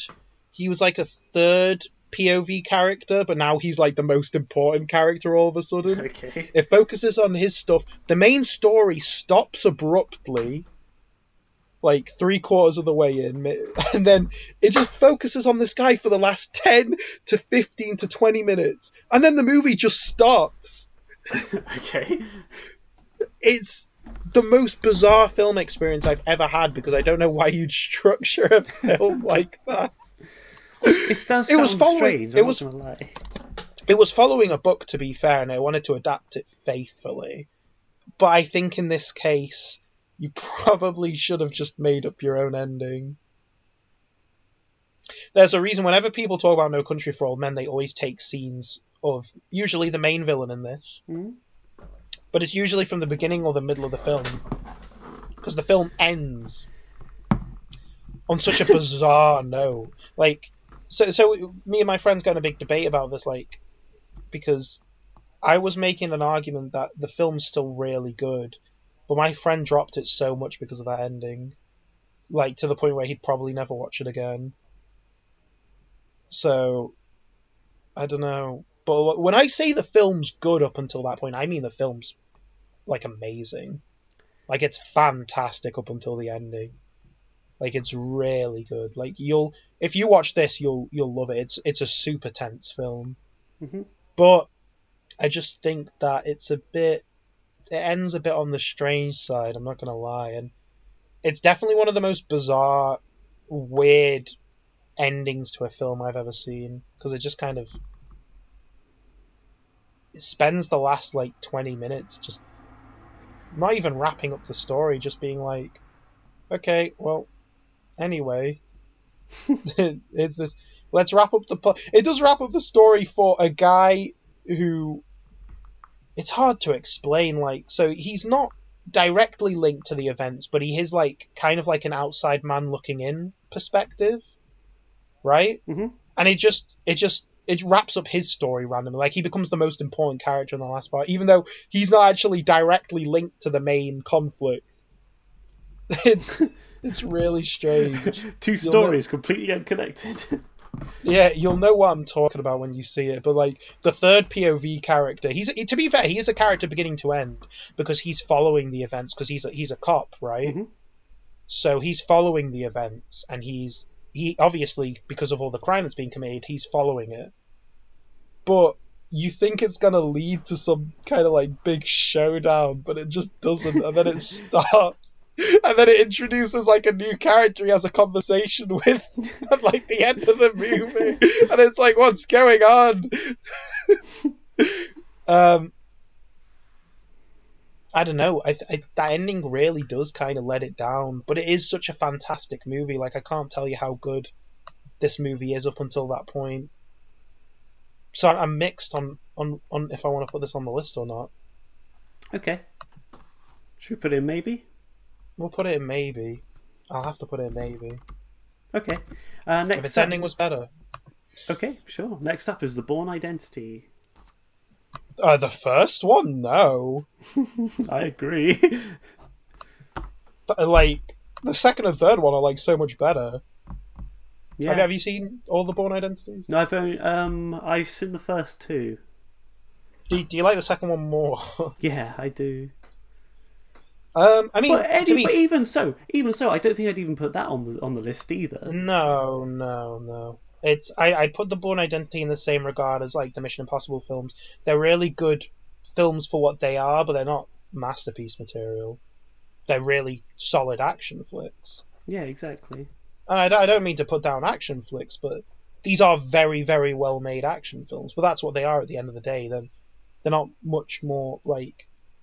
I'm not saying there's a million films like the Bourne Identity in terms of like how good the Bourne Identity is, but there are a lot of films like the Bourne Identity in terms of purely just the content. Yeah, exactly. You know what I mean? It's not particularly like a unique film. No. I wouldn't put it on the list. Like, it's a cool movie. But that's all it's got going for it, honestly. Yeah, that's all it really is. That's all it's really got going for. I'm sorry, Matt Damon. Yeah, it's not. It's not on the list. I don't really have much to say. Well, I know you're going to have something to say about this next film. It's Batman Begins. No, not at all.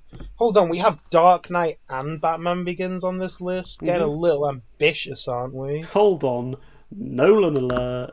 That's our fourth Nolan film. And our second Batman film. And our second Batman film. This list is fucking awful. You have the deciding vote on this one because I haven't seen Batman. No, it's not going on the list. Not at all. Batman Begins is boring. Sure. Okay. It's everything the Dark Knight isn't, which is Dark Knight's really fucking good, and this is Batman Begins. Like, you know, it was good for the time it came out, obviously, because like it kind of.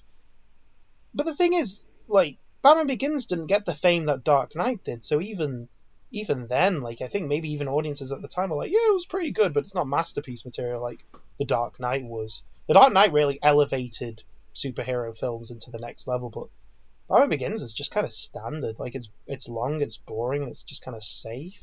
So, I don't know, I'm sorry. I can't rate it that highly. Okay, but can you rate Donnie Darko highly? What are you talking about? Like, the thing hasn't moved for me. Oh, the next film's Donnie Darko. Never heard of it. Okay, a troubled teenager is plagued by visions of a man in a large rabbit suit who manipulates him to commit a series of crimes after he narrowly escapes a bizarre accident. Wow. How's Never that seen sound? it. Never seen it, okay. Sounds fun, though. Yeah. I don't know. I haven't seen it, so no, I don't really have much to say. It sounds like a Black Mirror episode. You're telling me. I am telling you. Which, by the way, in case you haven't seen Black Mirror, just type in Grisly Tales for Gruesome Kids, and you've got it.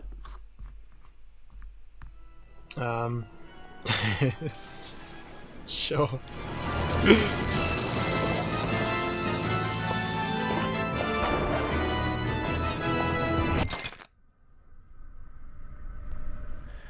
Next up is Finding Nemo.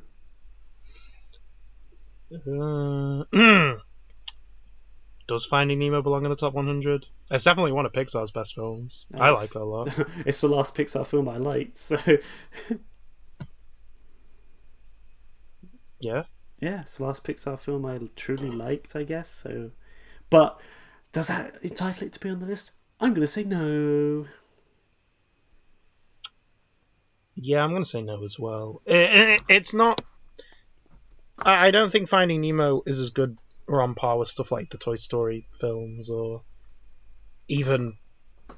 I mean, this might be blasphemy, but I like Monsters, Inc. more too. So. No, that's fine. I'm not gonna argue with that. I don't know. I don't know. No. It is a good movie though. We won't like Finding Nemo's I think it's a film at least all kids should watch, right? Yeah, it's good. It's one of the first films I ever saw in cinema. No, I think same, honestly. So I'll always have a soft spot for Finding Nemo. The sequel's horrible though. I keep forgetting there was a sequel, honestly. It's honestly just like a retread. It's embarrassing how bad it is. Did you like that in the title there's a fish in the O?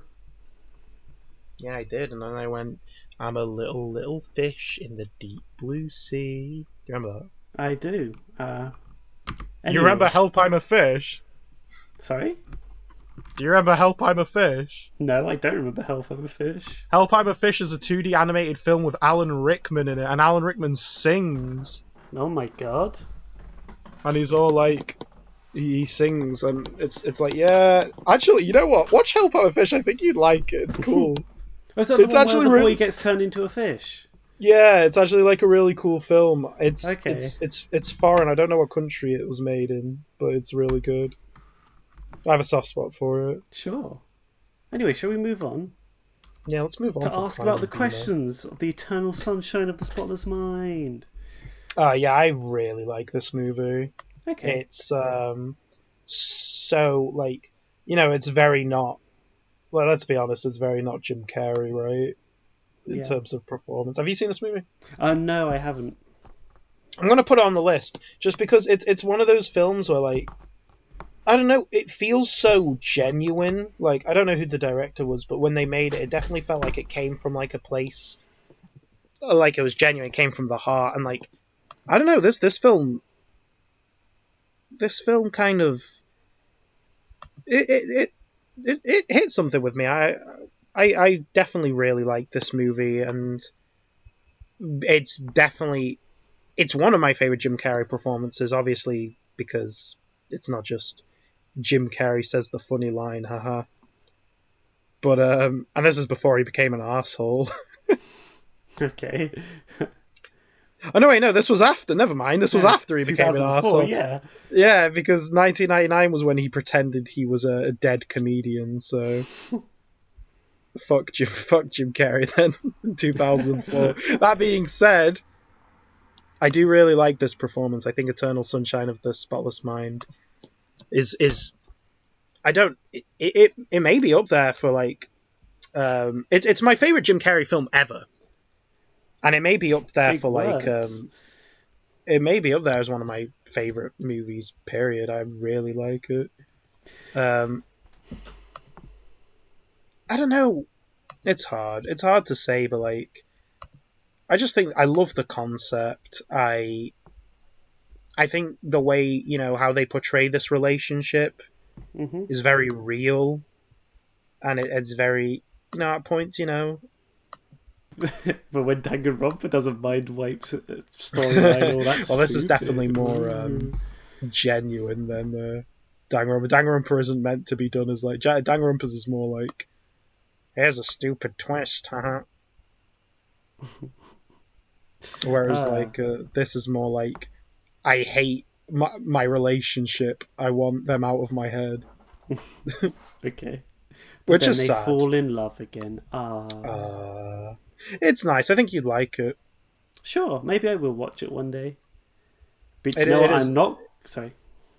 Sorry, I was just going to say it is a beautiful film, but go on. Oh, that's good. I was going to say, but you know what? I'm not going to watch anytime soon.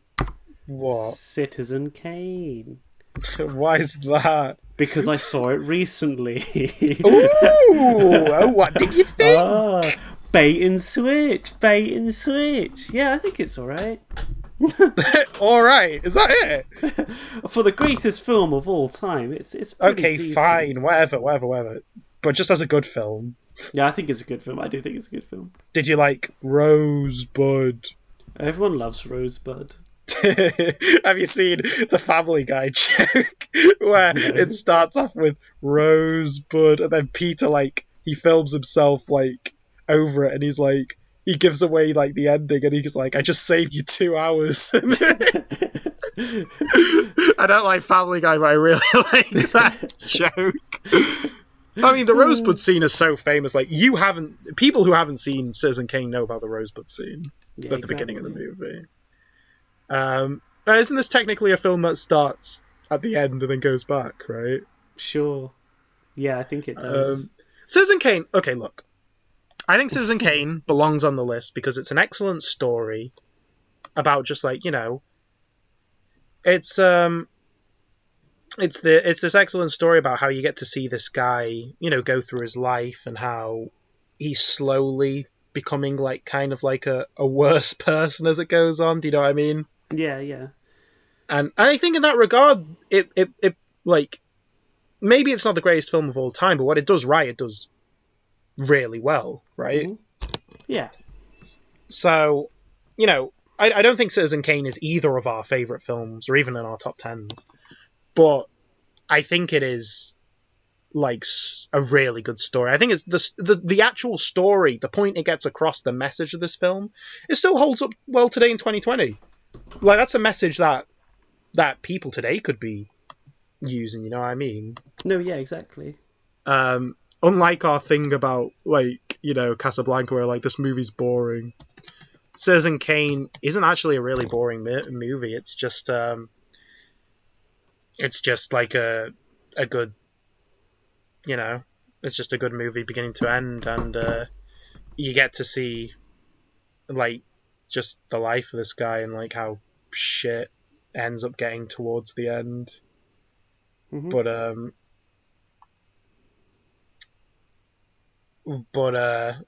also kind of like one of the big takeaways of this film I always got in terms of one of its major themes is that, like, you don't really know how somebody is on the inside. Kind of like, or you don't really know how you'll never truly know how somebody is just as a person. And you know, you don't know what's going on in their head. And I think Citizen Kane plays off very well. I think it's very I think that's as one of the big takeaways from the film, that, like, you'll never like, the outside man looking in, you may see somebody with all this money and shit, right? And doing really well, but you don't know how they're actually truly feeling deep down. You know, not everyone's all because somebody is doing what you think might be doing well. You don't know how well they actually are doing. I know it's a very simplistic way to look at it, but that's kind of one of the takeaways I took from it. Empathy is something that's important. Yeah, I think you worded it just better than I tried to the last 30 seconds. Anyway, so yeah, we're putting it on the list. Let's carry on, because it's Lock, Stock, and Two Smoking Barrels. Oh no! Oh yeah, I haven't seen it. Me neither. I've never even fucking heard of this film. I have, and I was near, because I nearly watched it, but there just really wasn't anything, you know, pushing me towards it. I mean, you would say though, it is one of the number one films of 1998. I can't even think of another film from 1998. I'm sorry, I've just read it. Yeah, but look who said that. The Sun. What a bold statement that is, by the way. In modern day 1998, one of the most entertaining movies ever. Yeah. One of the funniest films I've ever seen in years. Yeah? You haven't seen many films then, have you, Neil Horman of the Evening Standard? I don't get why we're being negative. We haven't seen this film. Good point. Next up, $1 Million Baby. Yeah, I like $1 Million Baby a lot. It's a fucked up film, though. I'll say that. Sure, I haven't seen it, so give me the skinny. Basically, woman, like, I want to be boxer, and then Clint Eastwood's like, yeah, you can be boxer. I'll train you. I'm like a retired boxer, I guess. I forget what Morgan Freeman's character actually does in this. And then she's like, okay, I am boxer now. And then you watch her be boxer. The thing is, obviously I'm not going to go into the twist in case you watch it, because the film takes like a really, really dark turn at some point, and then the film ends on a really dour note, and it's just like, oh, okay. The film's ending is really sad, but people still talk about $1 Million Baby to this day, and you know what? Hold on, was $1 Million Baby one of those films that I was talking about where I said Eastwood directed it? Let's find out. Yep, Clint Eastwood directed $1 Million Baby. He directed it and was in it.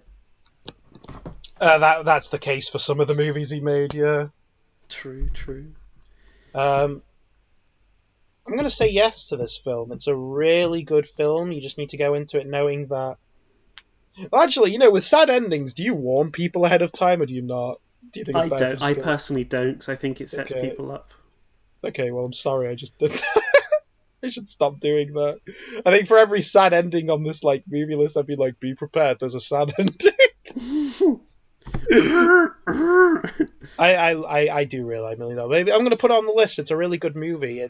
Not only do you get to see interesting stuff about woman boxing, which is really cool, but you get to see the consequences of said woman's boxing. I think it's an important lesson, or just message in general, for anyone thinking about going into boxing. You could be on the top of the world, and that could all be taken away in a second. So I'm gonna say yes to this. I'm gonna okay. Million Dollar Baby. Yeah, put on the list. Put on the list. Okay, it's on the... Jeez, okay, it's on the list. Gee, okay. Monsters, Inc.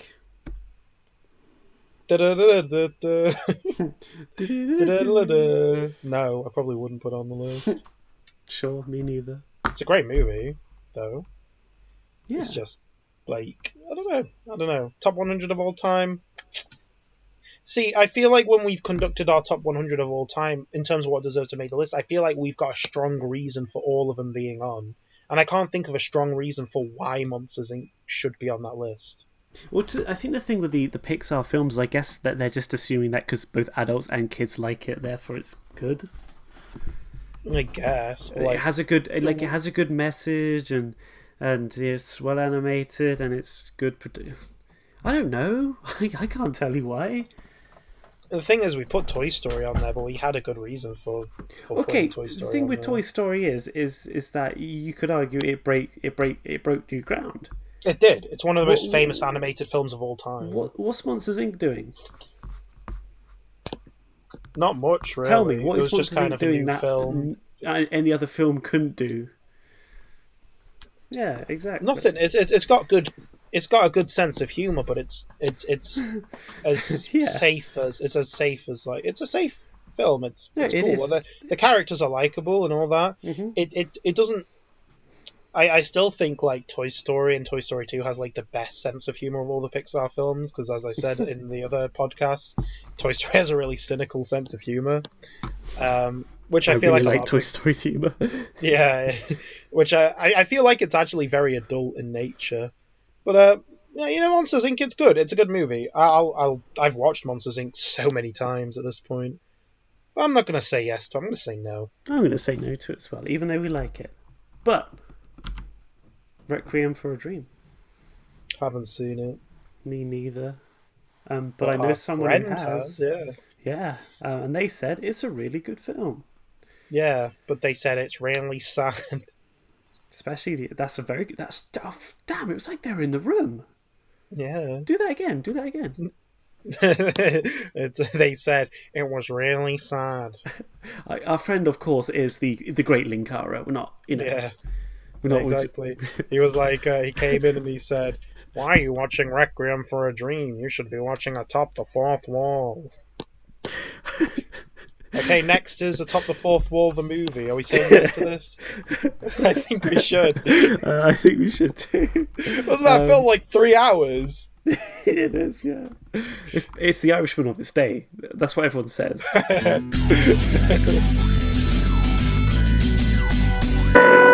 Anyway, our next film is Titanic. No. Oh, this is controversial because we've put films on the list for being iconic purely because they're iconic. Oh, stop comparing our list to our list. Yeah, no, it's just I like to keep track of how hypocritical we're being. Okay, here's the thing though. Titanic has a villain. It doesn't need one. Titanic's not a good story. Actually just isn't. It's really, again, we're going to bring this up about James Cameron. He is always top of the line production-wise. Titanic is an amazing looking film. They went out of their way to recreate that boat, and it looks fantastic. But the thing is, the actual story is the most basic, safe. Anyone could write it. Shit. I actually don't think it takes talent to write a story like Titanic. I really don't. Mm-hmm. Like, I'm sorry, but that's just how I feel. Like, it's a basic love story. Rich woman likes poor man. They're from different places. Oh, how will they ever fall in love? Oh, wow. You know what I mean? Yeah. It's Yeah. famous because I can't even actually. Why is Titanic famous? Do you have a reason for why Titanic got as big as it did? No, honestly, I think right place, right time kind of a thing. Is Titanic? Would you say that's what popularized like the let's make a film based off a real life tragedy? No, stuff like that happened before. Yeah. We Well, think I'm Apollo saying 11, Apollo 13 was before this. yeah, true. I was saying more popularized, not necessarily that it didn't exist. Because I feel like after this, you had so many films like this. Maybe. I couldn't Where it's answer kind of that like, question, I'm afraid. well, then again, maybe I'm thinking of like natural disaster films actually, more so than I don't know. Twister? Whoa. Pompeii. Pompeii. So no, we're saying no to Titanic. Nah, it's too basic of a film, and like up until this point, like James Cameron in the '90s, he did Terminator 2 and Terminator 2, which is like a way better film than this. I'm sorry, but Titanic's just kind of okay. And wasn't it this film that he had the gall to just be like, okay, I'm not going to make another film for 12 years after this? I think so. Like, fucking hell, like, because I remember when Avatar came out, the big thing was like, this is his first film since Titanic. 12 years in the making. Yeah, as a director, obviously he produced a lot of shit. And obviously there was the famous I'm on top of the world thing he did at the Oscars? Something like that, yeah. You know, I think James Cameron's a competent talent, but the story here is so thin, and it shows also in Avatar. The technology for the time was really good, and it looked really good, but the story was like wafer thin. So you say that Titanic and Avatar are actually the same film? I just feel like James Cameron got comfortable with, I'm going to make a really good looking film. Okay, so we have to make the story. Okay, well, I don't know what to do. We do? I don't know. I'm sorry. I'm not super into Titanic, and to be fair, that's probably not an unpopular opinion at this point, right? So many people have turned on Titanic. Well, since the blanket review. Yeah, it's not as good as everyone says it is. Okay. Yeah. I mean, I just want you to see this next film, okay? No, not at all. So it's Inglorious Basterds. There's another Tarantino film on this list. What's going on? It's like all his filmography on here. I think this is the last one. Let me check. No. Like, obviously not. This is the last Tarantino film on this list. I'm sorry, but no. Inglorious Basterds is a fine movie. Dare I say it's entertaining. It is. Mm-hmm. But that's all of Tarantino's films. All of Tarantino's films are at least entertaining, at the very least. But like, what separates the ones from being amazing, and what separates the ones from just being entertaining? Inglorious Basterds to me is nothing more than what it is. It's an entertaining little Nazi romp where they fight Nazis and they carve the fucking swastika into their head and shit. It's a cool movie, I guess. I think this is also like one of the less sympathetic like World War II films you've had on this list. I mean, I guess it has that going for it. It's very unapologetic, but that's just Tarantino in general. He's very unapologetic about the films he makes. You might even say it's Inglorious. Yeah. I'm sorry, I can't put it on the list. It's too. Not only have we got this as like our fifth fucking film from Tarantino, like fuck off, watch some other films. Imagine making a top 100 list and like 1/4 of the list was like from the same like 5 directors. Yeah. Like, what is going on? Yeah. I don't know. I'm sorry, I can't. Okay, By put the it as way, no. Yeah, Hitchcock yeah. only got one film on here. Tarantino got He's 5. got 5, yeah. I bet an American did this list. Probably. Shall we talk about Before Sunrise? No, because I haven't seen it. Yeah, same. It is Richard Linklater, though. That's cool, I guess. Do you know what's cooler? Rocky. Yeah, dude. I love Rocky. Yeah, I'm saying yes to Rocky. Are you saying yes to Rocky? Same. Isn't this didn't Stallone directed this, right? No, it was John G. Avildsen. Oh damn. Which films did Stallone direct? Because I know Stallone directed sorry, I got this mixed up with Rocky Balboa, which Stallone did direct. Mm-hmm. Which, of course, is not confusing to have 2 films in the same franchise with the same name, but... Oh, never mind. Stallone directed fucking Rocky 2 as well. And Rocky 3. And Rocky 4. And Rocky 5. Holy No, he didn't do Rocky 5, okay. No. Thank God, because Stallone hates Rocky 5. So, he was in it, though. Yeah, but he hates the movie. I think it's... At the very least, though, he can blame somebody else for it. Sure. No, I don't, like... Yeah, the thing is, right, let's talk about Rocky for a second. And Rocky 1 is such an amazing film, but, like... Have you seen any of the ones past Rocky 1?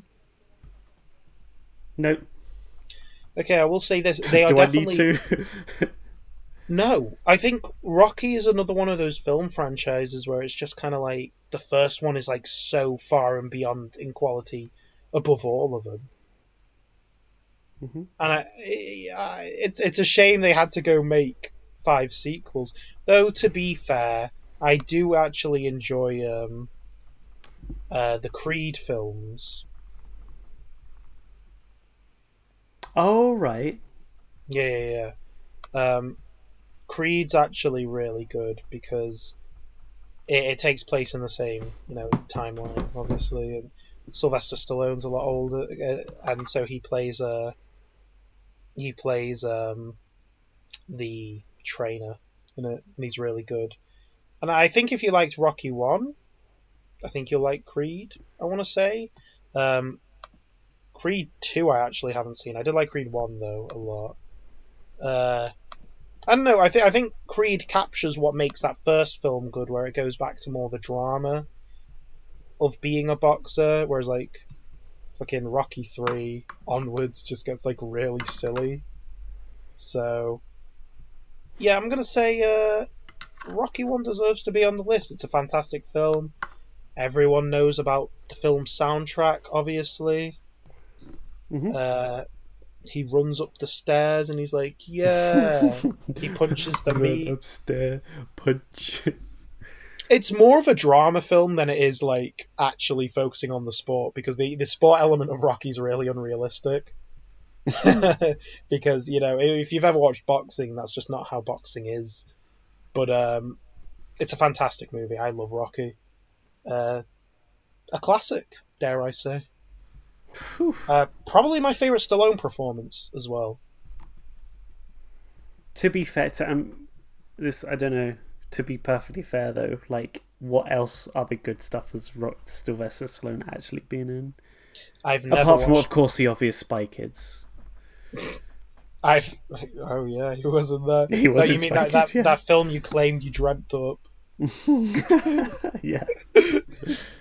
Man, that must have been a shocker when you found out it was real. To be fair, it actually was. When you started talking about Spy Kids, and I was like, wait, that was real?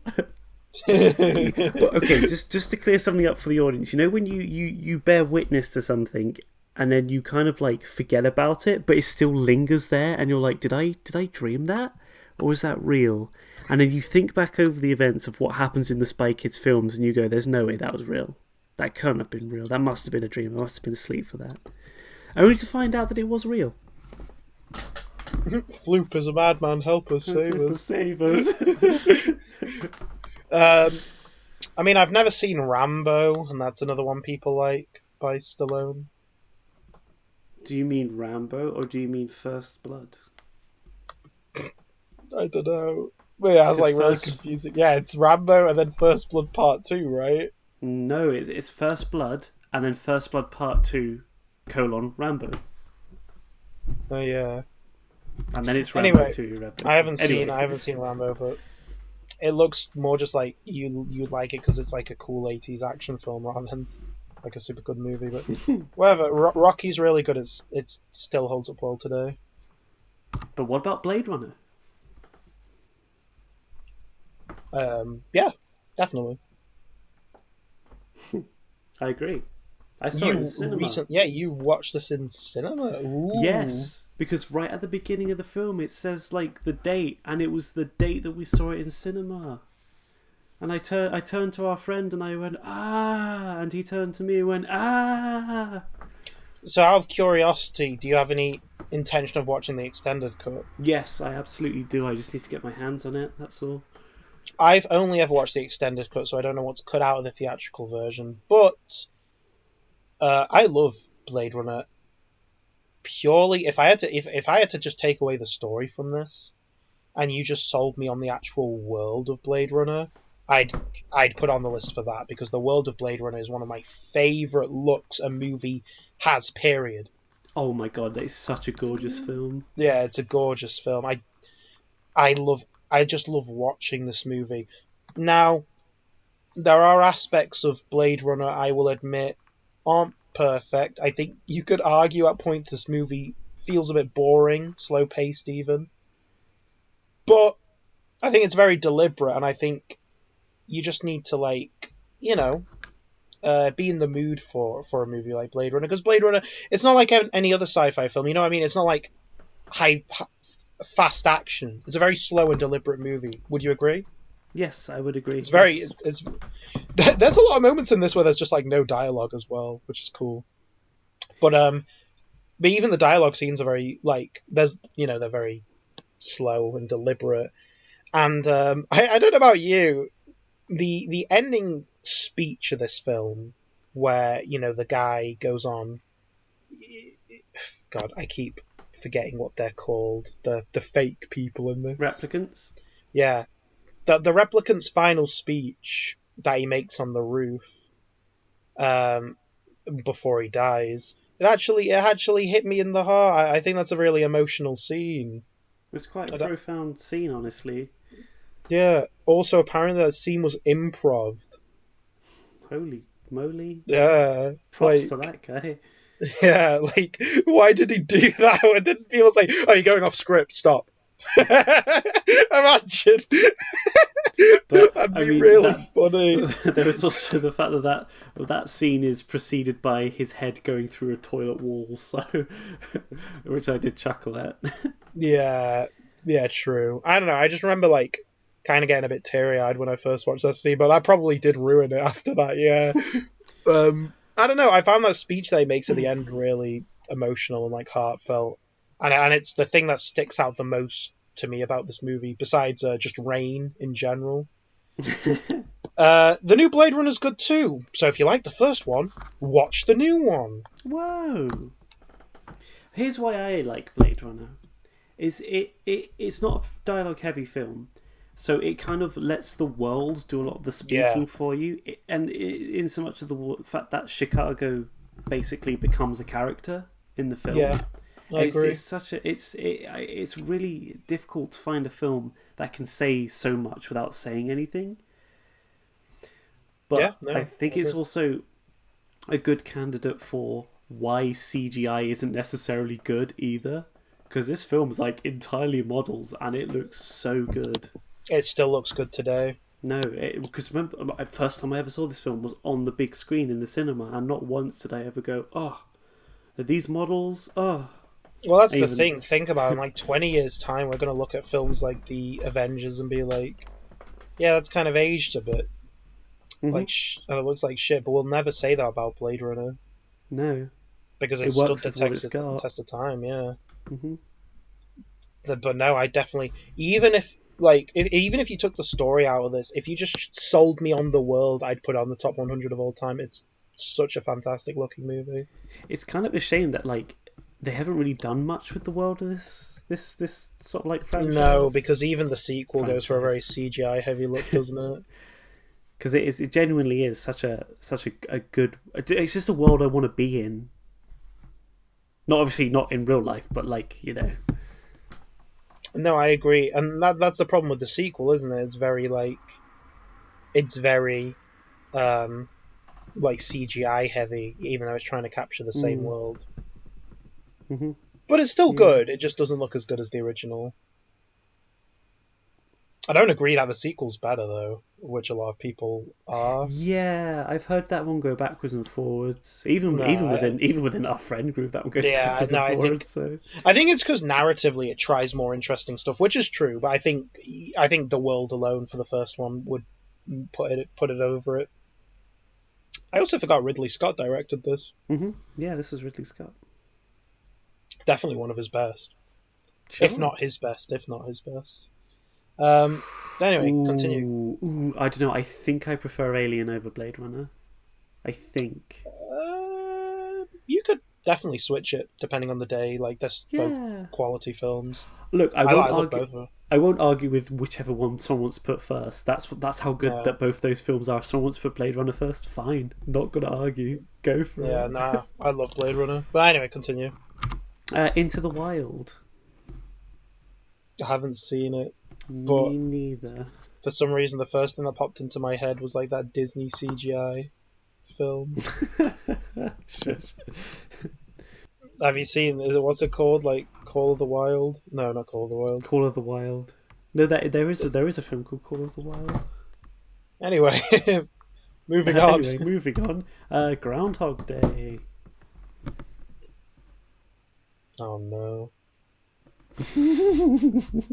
I have to talk about Groundhog Day. Have you seen Groundhog Day? I have not seen Groundhog Day.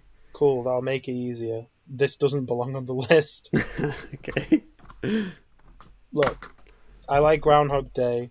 I think it's a good movie. But I think its story's a little too... I don't know. I like the message behind it, right? Because it's like, cherish life, basically. Because he's forced to live the same day over and over and over again. Mm-hmm. And the way he gets out of it is that he fixes everyone's problem in the town. And then the day continues.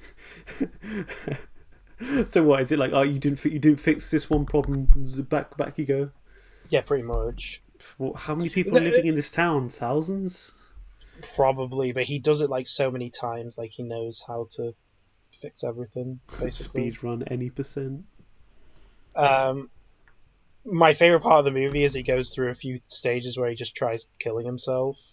Mm-hmm. But it just resets him. Mm. I don't know. It's a good film. I just think past its gimmick, I think the gimmick is why it's famous. Sure. Are you sure it's not this poster? Like, look at this poster. It's not one of Bill Murray's best, in my opinion. Sure. I like Groundhog's Day. I'm not saying it's a bad movie, but as I said, I just think it's famous for more so the fact that, kind of like how Inception's famous for being like, oh, it's a dream within a dream. I think this is famous just because it's the same day concept. That's how people remember this movie. When you ask them for specifics, they don't go into it.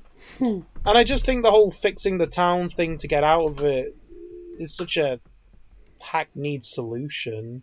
It's kind of lazy, honestly. Yeah. I mean, it's nice. He's not told that, by the way. He has to come to that conclusion himself. And he doesn't actually even know that's going to get him out of the loop. He just wants to do that to be a better person. So I guess the moral's good, right? Be selfless. Yeah.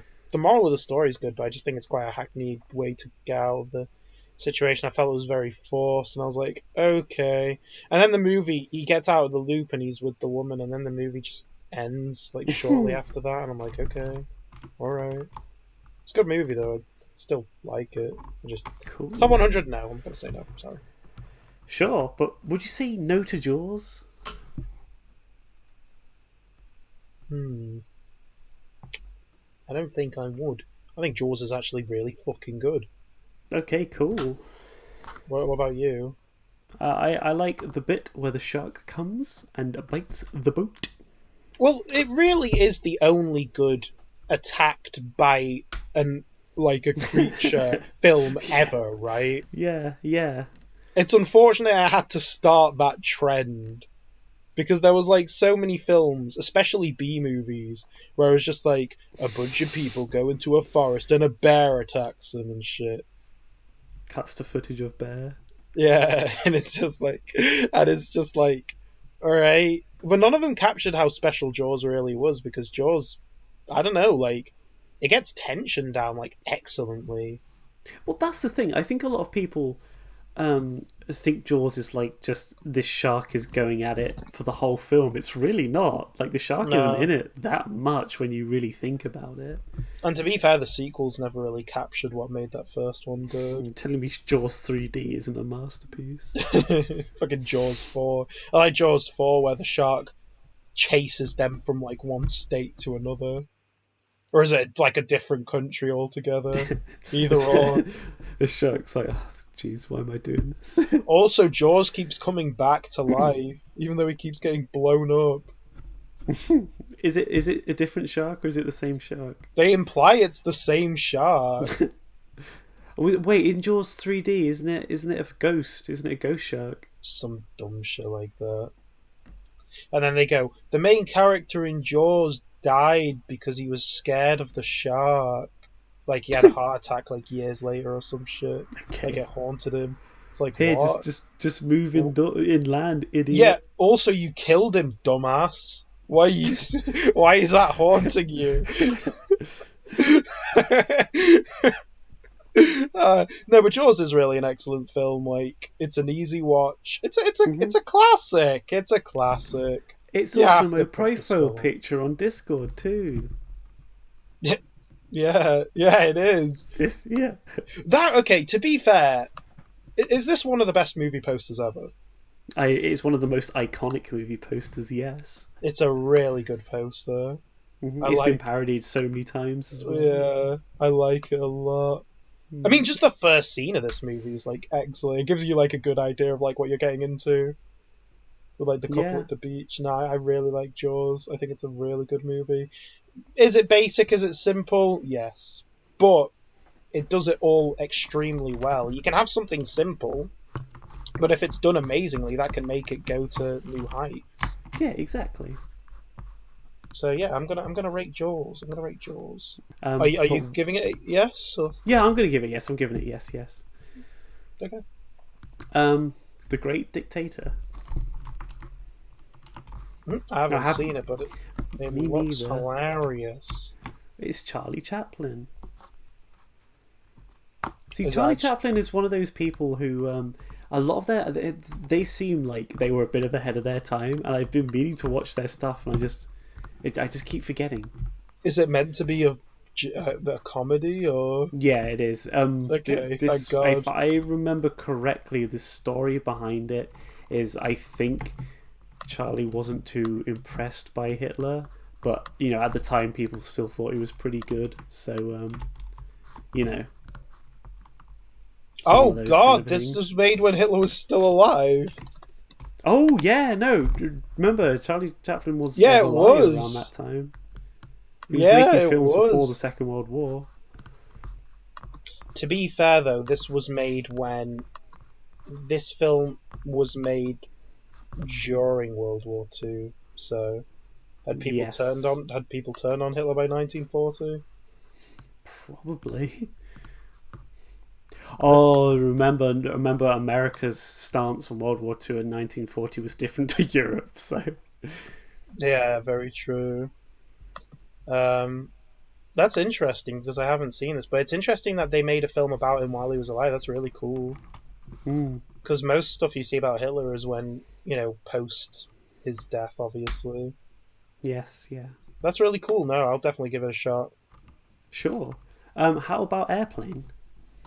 I like Airplane a lot. It really is one of the best comedies from Hollywood that I've seen. It's okay. Here's the thing: I really, really don't like parody movies because they tend to be bottom of the barrel, lowest common denominator films out there. You think of stuff like Scary Movie or Disaster Movie, stuff like that. Yeah. And then Airplane, which you could argue is one of the films that really brought this to the public's attention, these types of films. But it's so perfectly paced and it knows when to joke and when to not joke that I actually really like it. I like my coffee like I like my men. Black. It's just such a good film. The thing is, right, this has become a theme on this list of films we've okayed. It's always films of their time that are good that end up creating such horrible shit. Like, we talked about Jaws and how it created the whole creature attacking person movie, and none of them are ever good. We've talked about action films of back in the day that people have tried to capture and again, and it's never as good. We've talked about franchises that spawned off a film that is never as good. And now we're talking about parody films where this is one of the most famous parody films of all time, and they never hit that again. Parody films are extremely hard to get right. Yeah. Is it because... Do you think it's just because it's just, we made a reference to the film, that's it? That's all the humour is? I guess. It's just here's the thing. Haha, laugh. This is a thing you recognise from that other movie. Yeah, pretty much. Family Guy humour, stuff like that. Yeah. I like, it's the Only Plays segment where it's in the Spider-Man 2 playthrough where they're selling the pitch for the movie. And it's I made a new movie, Daddy. It's called Piss Fart Diarrhea Cum Daddy. And he goes, wow, that's really funny. You're actually really funny, dude. Brofist me, bro. Brofist me, bro. Brofist me. Let's get Leslie Nielsen in on it. Isn't this the film that kind of ruined wasn't Leslie Nielsen's in this, right? He was a serious actor before this. Yeah, this was the and film then that this ruined is what, that. yeah, and then he was in The Naked Gun. The Naked Gun, which to be fair is a good movie as well. The first one, yeah. Yeah. And then he just got typecasted as kind of that same Naked Gun character, would you not say? Yes. He was just the Naked Gun character for the rest of his career. True. Okay, I will say that Naked Gun does have one of my favourite scenes from any comedy. It's where they keep bribing each other, just handing the money backwards and forwards. It really makes me laugh. I like him. I don't even think this is from the first one, but I like the shit will change you, dude. Prison will change you. And he goes, oh yeah, how? And it's a black guy, and he goes, I used to be white. Sure. I don't think that's from the first one, but I really think it's from the second one. Yeah, I like Leslie Nielsen's characters in those movies because he's very not give a fucky. He's very I don't know. There's something about Leslie Nielsen's acting that comes off as very genuine. But no, I do like the bribing scene. I think it's really funny. No, I like Airplane. It's gonna have to make the list. I don't think have we put a lot of comedies on this? Have comedies Not really, even come up? No, comedies haven't really factored into this list. But Airplane, well, we have to put one out of principle. I love Airplane a lot. We don't have to do anything out of principle, but no, Airplane is so good. It's the Truman Show. Good movie. Mm-hmm. It is a very good movie. It's one of Jim Carrey's best movies. I like it a lot. Top 100 of all time? Probably not. I'm sorry. I'm going to have to say no. Okay, fine. I mean, I like the concept's really cool. No, you said no. You said no. Yeah, true. Look, the concept's cool and all that, and you'll love it if you watch it. But Top 100 of all time? I don't know. I do not think I'd agree with that, Brian. Amadeus, would you agree with that? Yes. Yes, You would? absolutely, 100%. Okay. I love this film. And I love all the, like... I've watched a stage play adaptation of it.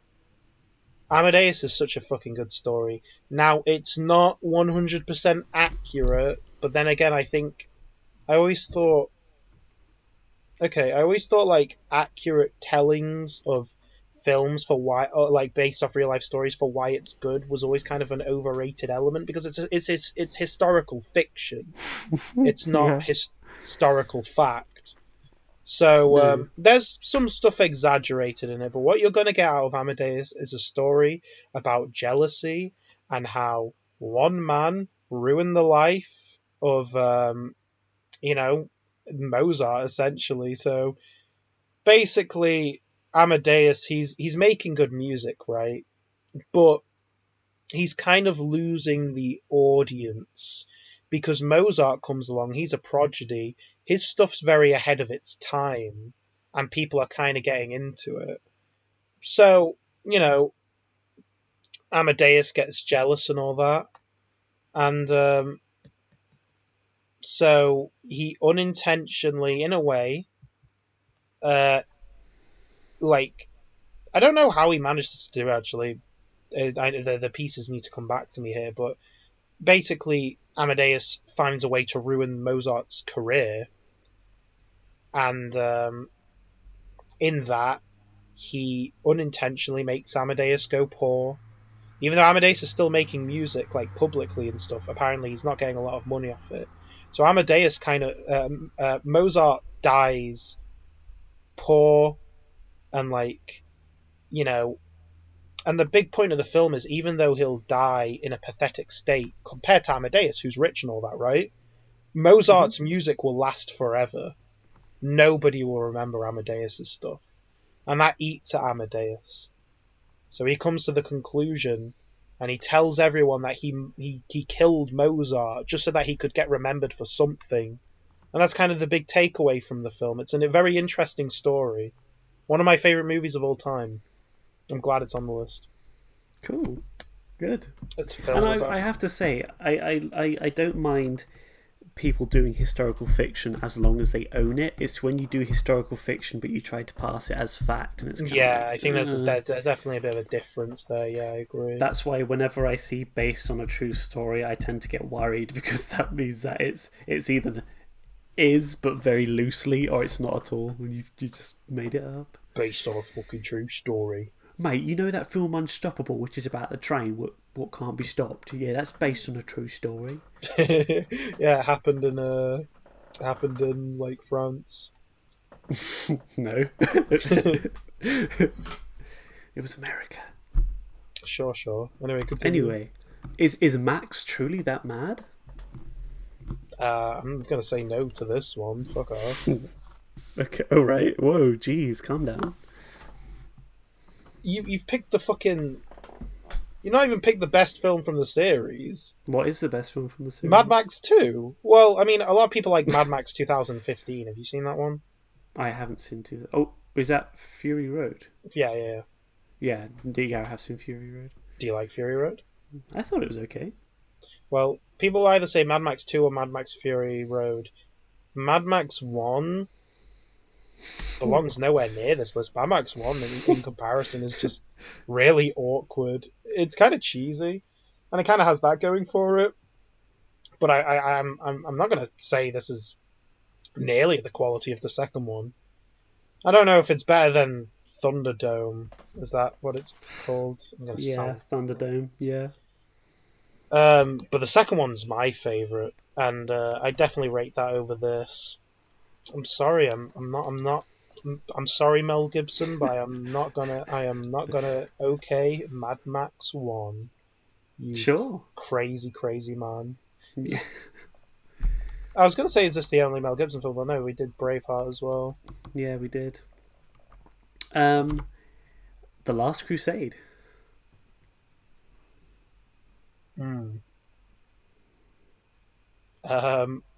I mean, I think that the first and the third film are neck and neck in quality. So then it has to go on the list. Yes, I guess so. I don't know. I feel cheated that I just feel like both films shouldn't be on here. Why not? I don't know. I feel like, again, it comes down to a lack of diversity thing. I don't think that matters. I suppose. You're talking about the top 100 films. If 99 of them happen to come from one director, so what? It just means, I'm just saying, this list comes off as very, I haven't seen That's not the point.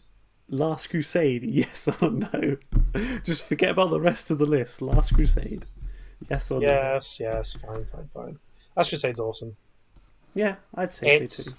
It's my favourite Indiana Jones film. Yeah, and it's very similar to the first one, but in all the right ways. Kind of like how the second one's very different from the first one. Mm-hmm. I think Mr. Plinkett said it best, where he said, after the second one's wild departure, you kind of needed a third film to reel it back into what you loved about Indiana Jones. And I think that, did you love all the awesome set pieces in the first film? You'll love all the awesome set pieces in the third one. The third one has some of the best, locations that they filmed at. They go everywhere in this fucking movie. I personally prefer the first one because I think the first film ends on a better note than the third film does. Okay, yeah, I will give you that, yes. I always considered The Last Crusade's ending a bit of an anticlimax, but okay. I've still always enjoyed The Last Crusade, and particularly my highlight is the fight on the tank. I think the fight on the tank is awesome. It's so good, yeah. Yeah, think about that, how they used to film action. It's obviously there's a lot of trickery used, but that definitely at least gives off the impression that they're doing a lot of stuff on a moving tank with horses and shit. Yeah, it's really cool looking, and all the character interactions in this film is amazing, and even Hitler cameos in it. So he gets his autograph from Hitler. Yeah, that might be the best scene in the movie, to be fair. It's really funny. Yeah. No, it's definitely the first and the third film are so close in quality that my opinion on them changes very often, but I also love Sean Connery in this. Dare I say, Indiana Jones' best sidekick to date was his own father. Yes, I agree. I like the woman in the first one, but I think Sean Connery is the best of his sidekicks, and I think that the opening scene with young Indy is really good as well. Yes. And also Indiana Jones's dad makes a quip that he and Indy both fucked the blonde girl. Was she German or Hungarian or something? I don't know. Yes. Because he's like, how did you know that she was a spy? And he's all like, she talks in her sleep. And Indiana Jones is like, what the fuck? Sean Connery's fucking character in this is Sean Connery's character in this is fucking amazing. Definitely, if Indiana Jones 1 is one of the best adventure films of all time, Indiana Jones 3 is one of the best adventure films of all time again. That's very eloquently put. and we don't talk about Temple of Doom as much. Here's the thing, like I said before with Blade Runner and Alien, I don't care which order the first and third film goes. I could take them in any order. It's the second and fourth film I ain't too big on.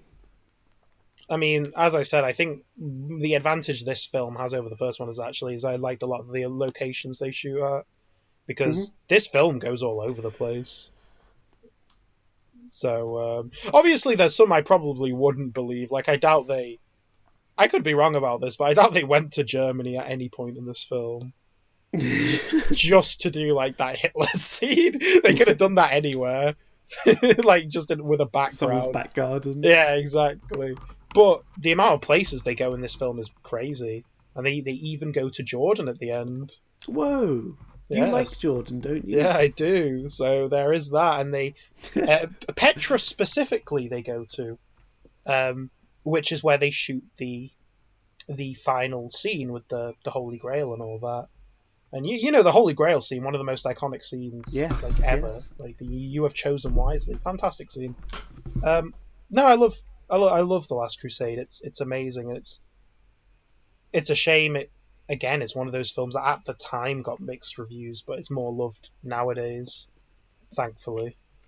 So no, the highest thumbs up. Whoa. Would you say the same to Logan, though? That laugh. I think Logan's an excellent movie. I'm not gonna lie. I'm more laughing because I think you'd have more of an issue with it if you saw it. I don't like X-Men, so Yeah, nah. I love Logan. This movie's really good though. I really like this movie.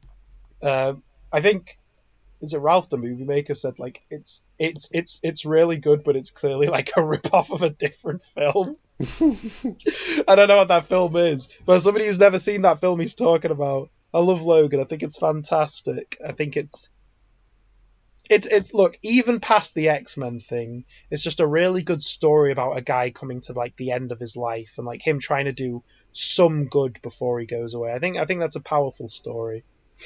But yeah, I mean, at the end of the day, it's still tied to X-Men, so you kind of gotta, I thought Logan was immortal. this is about him. This is like the end of his life, so like the immortality, the regenerative abilities is actually running out. So he's actually started to like he's noticed his regeneration's happening a lot slower. He's coming to the end of his life, so he's like, okay, I'm gonna do some good. I'm gonna help this little girl before I pass away. And Okay, Logan, but what about all the times you saved the world? It didn't mean anything basically because Xavier in this had a stroke which killed all the X-Men. Oh, really? Yeah, because Xavier is another character in this, which is like he's super old, right? And he's going a bit senile, and because he's really powerful, he's got powerful telekinesis abilities, right? So whenever he has like a stroke, it actually translates to him having like this really powerful like it makes his abilities go out of control. So he ends up killing all the X-Men except Logan, obviously, because Logan can regenerate. So the only X-Men in this film are him and Xavier. So Logan, you're admitting you're a poser? Pretty much. Wait, so wait, if he kills off all the mutants, then does that mean that there are no mutants anymore? No, there are other mutants. It's just specifically the X-Men he was hanging out with in the vicinity all died. Okay. Which was probably, considering he runs an academy, was probably everyone at that academy. Yeah, even the kids. And also, I mean, he kills a lot of people. He has strokes in this film, and he kills a lot of people. No, I think this movie's really good, and I think even you, as cynical as you are about X-Men, I think even you could watch this. Because technically you don't even need background knowledge, because everyone who was in previous films is fucking dead. So except Logan. Except Logan and Xavier. Yeah. So fine. I think, I mean, it's also just not very X-Men-y in general. It's not like, oh, over the top, well, I'm muting it. It's actually more of like a drama. So it's, it's got that going for it as well. Okay. I think the movie's really good. Sure. I feel Top like 100 though. But anyway, no, I'd recommend Logan. Does it belong on the list? Whoo! Does it fucking belong on the list? You know what? I'm feeling in a good mood. I'll give it a thumbs up. You giving it a thumbs up? Are you serious? Are you for cereal? I'll give it a thumbs up. I think this movie's really fucking fantastic.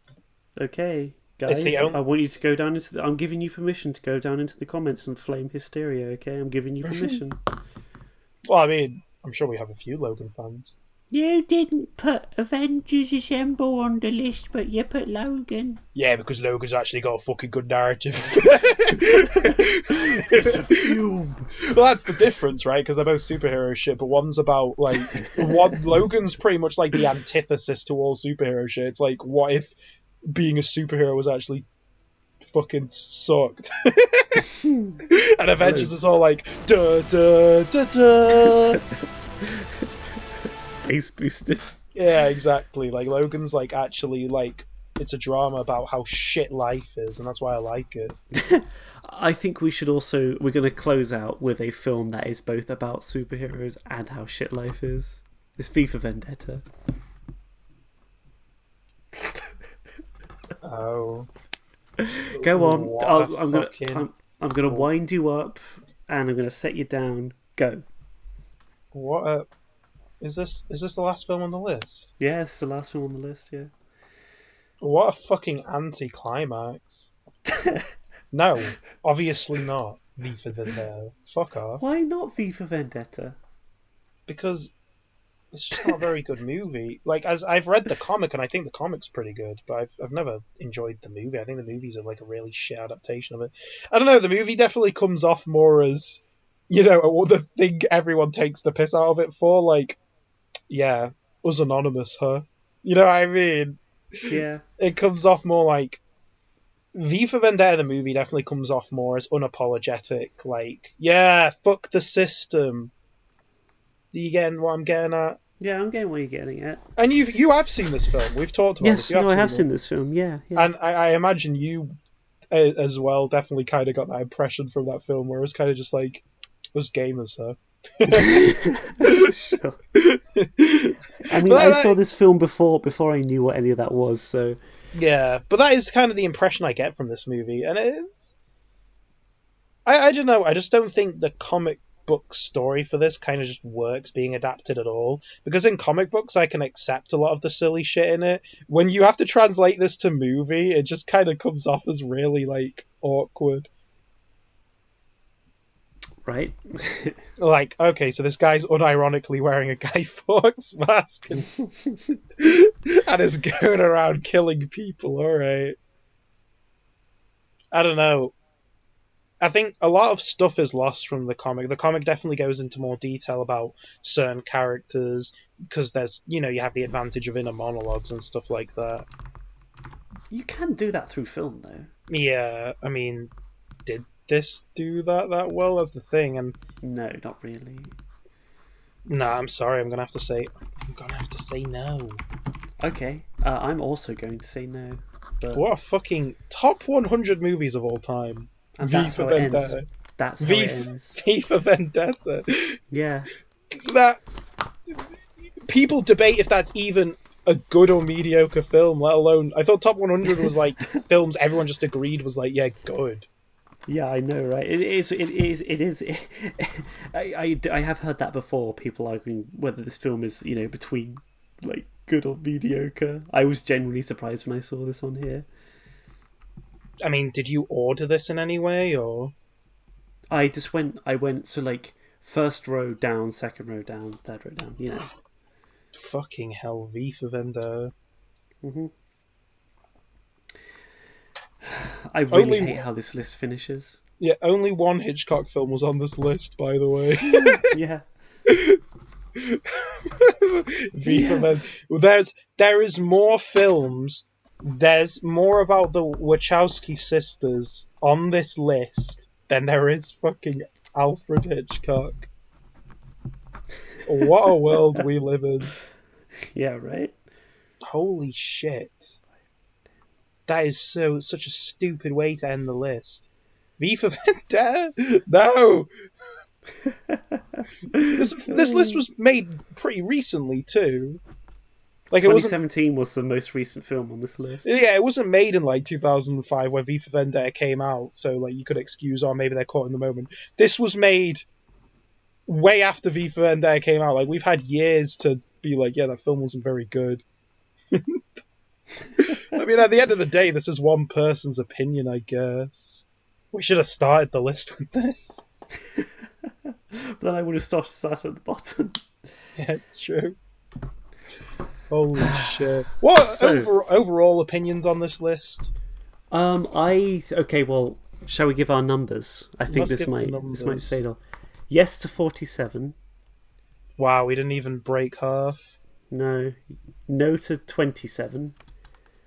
Maybe to 5 and no to 20 and not seen to 21.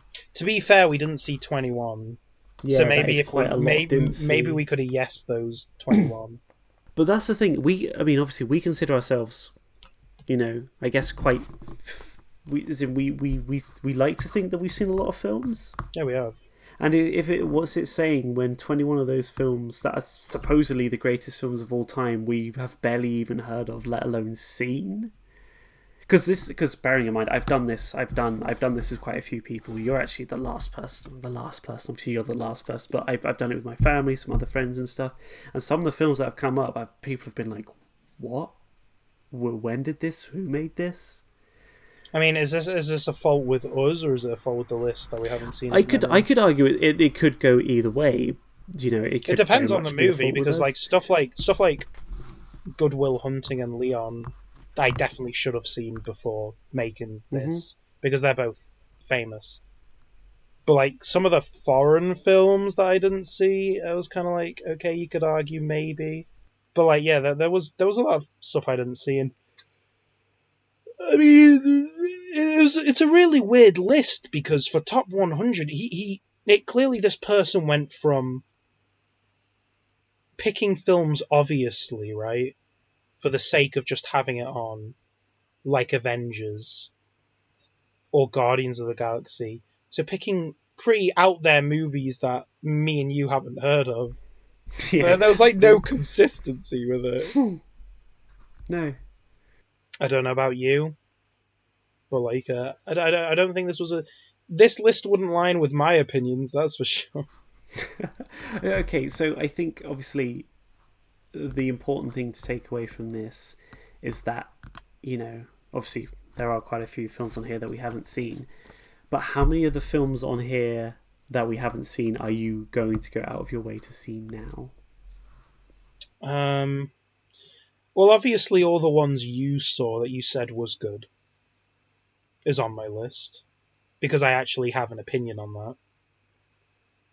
Leon, obviously, has to be on that list, right? Yes. Because we've both heard of it, and that film's famous. What else? Off the top of my head, I mean, there are films. No, there are a few where, if you listen back to the first podcast, I actually say I'm ashamed I haven't seen it. Mm-hmm. Some of them, I probably still. Is it what's the one with the girl's face, the French girl's Amelie face? Probably have no interest in seeing that yet.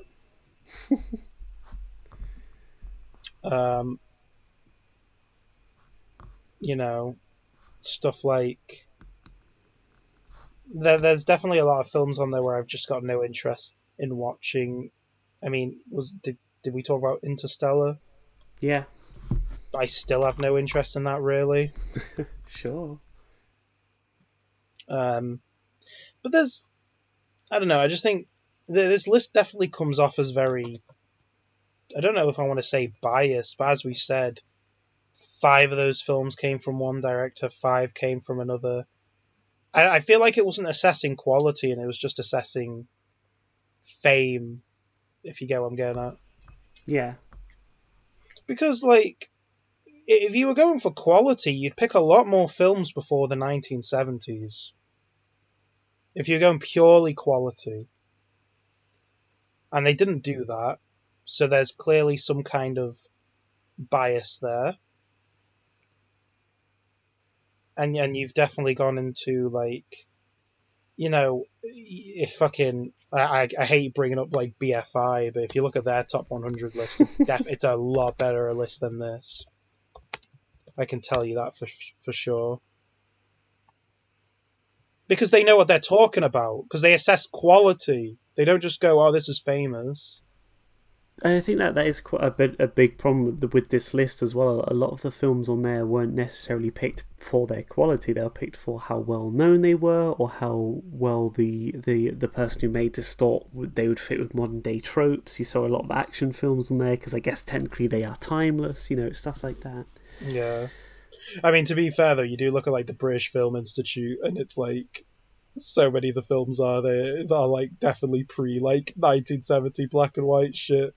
So if that's not for you either, then that's not for you. I swear there's a snuff film on there somewhere. I mean, like, obviously it's for me because I don't mind. I don't think either of us mind films being in black and white. We're not bothered by that shit. No. But obviously a lot of modern audiences are going to be like, oh, it looks old. So. Okay. But people won't watch a film for that reason, my dude. No, I do know that. Remember that review of The Lighthouse we saw on Amazon? Yeah. Exactly. I know people are stupid. Where was The Lighthouse on this list?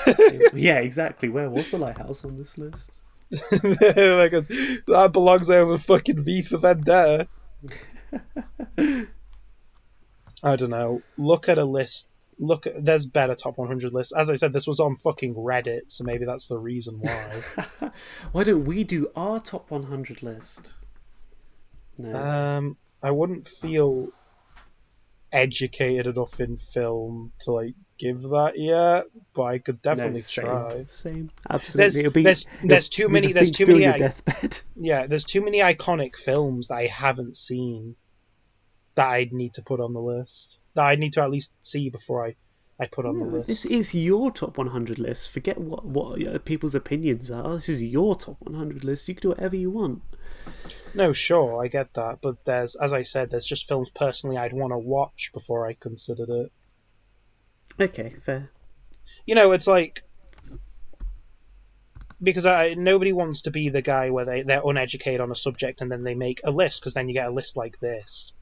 And it's like, I'd rather have seen, like, I'd rather check off my watch list, because I've got a watch list, I made it on my phone. I've got a watch list of films I want to get through, like films that everyone should watch, that I want to get through. And, there's so many films on that list. I still haven't seen Barry Lyndon. I still haven't seen a lot of Hitchcock stuff. I'm not going to go out of my way to watch every foreign film ever, but I'll definitely watch the most famous ones that are considered, that you must watch. Yeah. I'm not the sort of guy that'll go, oh, this is good because nobody's seen it. You know what I mean? Because that's just a stupid mindset to have. But I definitely will assess quality. But, the interesting thing about... actually, maybe, because I'm looking through BFI right now, maybe this isn't the best list for top 100 stuff, because even though there's a lot of good movies on there, it really is, like, proper, like, snobby. Like, we're talking... I want to say half these films are foreign, and the ones that aren't are definitely like from the 1950s or before, like the 1960s. So if that's not for you either, that's not for you either. Definitely not a lot of, post Star Wars cinema on here. So if you want to get literally the antithesis of the list we just read, look up BFI's top 100. But the British Film Institute is an institute I respect a lot, so because I always feel like they know what they're talking about when it comes to movies. I also want to say they're not necessarily like... I want to say they're not necessarily biased in one way or another. They're pretty neutral. No, because you go, British Film Institute, but there's a lot of British films on here. I mean, there are a few, but there's also, in that same regard, there's a lot of French films on there. There's a lot of Japanese films on there. There's an Iranian film on here. You know what I'm saying? Like, they're definitely fucking... That movie you love, Some Like It Hot's on here. That movie, I only like one film. There's a lot of... I'd agree with the whole... They're not biased, and that's how you conduct a list. I haven't seen a lot of the films on here, but if I had to put it one way or the other... There's variety, and I think that's the key. And we, at the end of the day, you're right. We were just assessing quality. And I'm not saying that Kubrick or Tarantino or Scorsese hasn't put out a lot of quality works. They have. But when I see 5 films from the same director, I just think it comes off as very like, okay, you have a bias here. Clearly, you haven't seen as many as you'd like to claim you have. I haven't seen as many films as I'd like to say I have, and even I'm calling you out on it. Overall, we only yesed 47 of those movies, so I can't say it was a successful list. Okay. I guess that's where we'll end it. We don't have much to say. We both like film. You like film? I like film too. Yeah. It's a shame we have to be so negative on film. Well, we don't have to be so negative on film. If only film was good. Yeah, if only a list didn't have V for Vendetta on it. Harry Potter 1 was on that list. Yeah. Some of the choices were so fucking strange, I swear. Wow, a few. Boy, 100 films in a row. Oh, jeez. What are you going to do? What are you going to do? I didn't like this list. But feel free to take from this whatever you want. If you've been inspired to check out some new films, and I guess the list has actually served its purpose. Just because we didn't like the films on this list doesn't mean you aren't going to. I think we are quite reasonable people. We're not necessarily these types of people who are like, it's our opinion and that's it. We understand that there is someone out there whose this list is 100% perfect for, and if it is, we definitely like to hear that. But for us, we just don't think that this list was the right fit. What can I say? I think at the end of the day, this wasn't to our tastes, and we can't fault the person who made the list, because clearly they made it for their tastes, but we just don't think this is a good representation of what someone would class as 100 best films of all time. Yeah, and I'm sure if we made a top 100 list, it'd get criticised as equally. Exactly, and if it didn't, I'd be worried. So anyway, thank you very much for listening. And while you're there, why don't you visit our brand new website? Ooh, fancy. Go over the features. Yes. Go over the features. Well, it's got words. Oh, it's got God. pictures. Whoa. Basically, our old website, it was okay. But we didn't make it. It wasn't ours. You know? It was one of those default blogger templates. But now, with these very own hands that I have before me, a new website was built from scratch with all the features we want, such as a bigger podcast player. So podcasts now take center stage. It's like you're listening on an iPod, but it's on your computer. No, it's true. Man. We've got the comments section makes a return. We've got new writers, guest writers. That's nothing to do with the new website. It's just we got new writers. Yeah. And we finally have individual profile pages too, so finally you can now sort by author. Yeah, because we've done a lot of writing, haven't we? I mean, you can sort by podcast author too. Yeah, okay. We should really have some of the guests, or maybe the one guest, maybe invite them for a podcast even. Well, here's the thing. If you're interested, we were thinking of doing we're bringing back the great Star Trek bait, where we're going to be doing Enterprise. Good or not good? Wait a minute. I can only listen to that, though. I haven't seen it. Well, here's the thing. You can be the moderator, because you haven't seen it.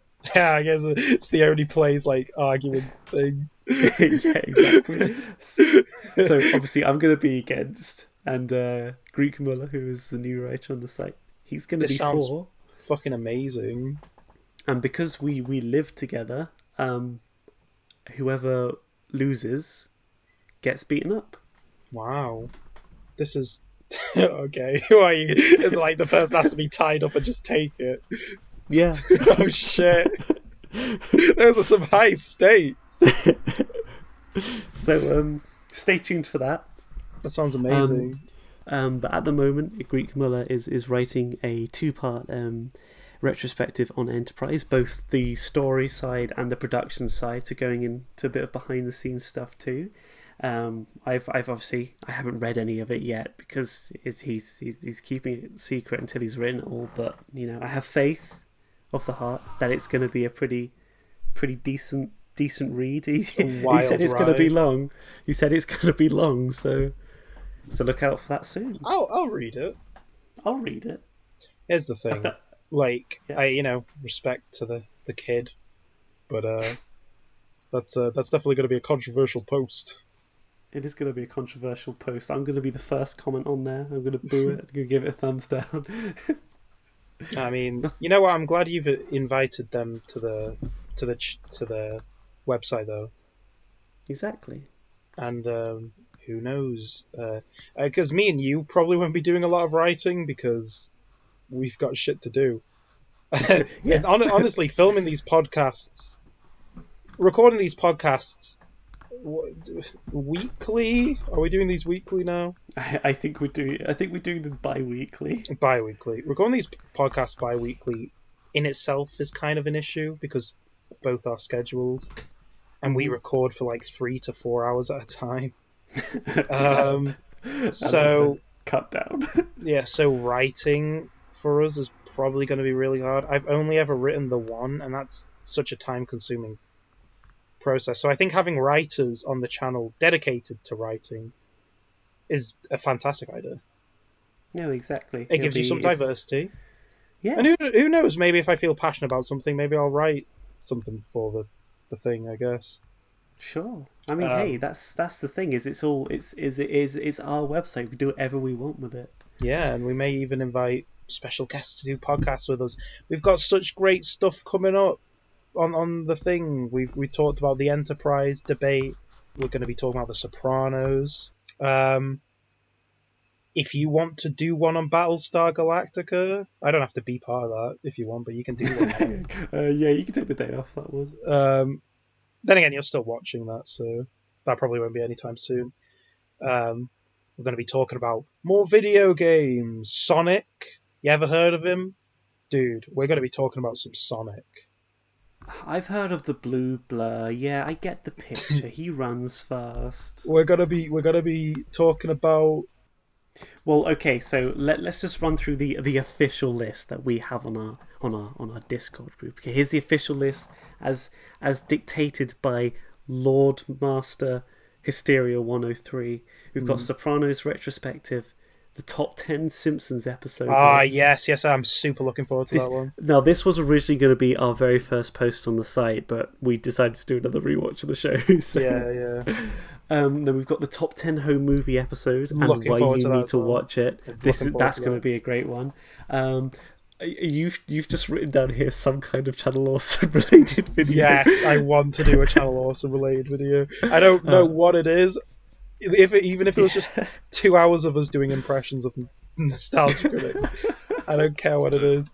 But I want to talk about like our experiences with Channel Awesome and how it kind of like fell about.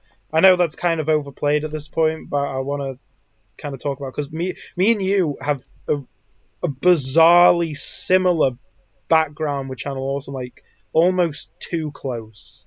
Like we were fated to meet, kind of shit. It is kind of weird, isn't it? Yeah, like we watched it at the exact same time and got out of them at like the exact same time, and then we started watching them again like together. But it's also weird that like none of our other friends did that either. It's That's like some fated to meet shit. What else? Go down the list. Yes, Hunter x Hunter and why you dropped the show. That is going to be fantastic. Stay tuned for that. Some kind of Sonic the Hedgehog related video if you want to talk about why the franchise is going directions you don't like at the moment, which I saw aimed at me. I think that's going to be very interesting. It's aimed at both of us because I feel like we could both talk about our lack of enjoyment of the direction. We could talk about it as a whole. We could be like, what does Sonic mean to us? Because Sonic the Hedgehog as a franchise means a lot to both of us. And then we'll talk about why we no love Sonic. I was just a baby when Hedgehog exists. And finally, the great Star Trek Enterprise bait, which, Those are some good videos. I'm definitely looking forward to both top 10s and the Sopranos one. That one's going to be a good time. I agree. And if we have your boy on the Sopranos one, we'll I'll probably act as moderator again, as in like I'll definitely be taking charge of the like ordering like what to talk about, and then I'll probably go, so what was your opinion on this? Okay. Because I've seen Sopranos 3 times now. So to be fair, you've seen it twice, so you know I've seen it twice. Yeah. You know a lot about it too. So I think our knowledge is roughly about the same. So I mean, you could take that as well. But either way, Sopranos is going to be fun. When we run out of these ideas, I don't know what we'll be doing next, because I can't think of more stuff to do. Don't admit that. But season 2, I'm going to tell you, it's looking better than season 1. But that's only because we did like 3 episodes.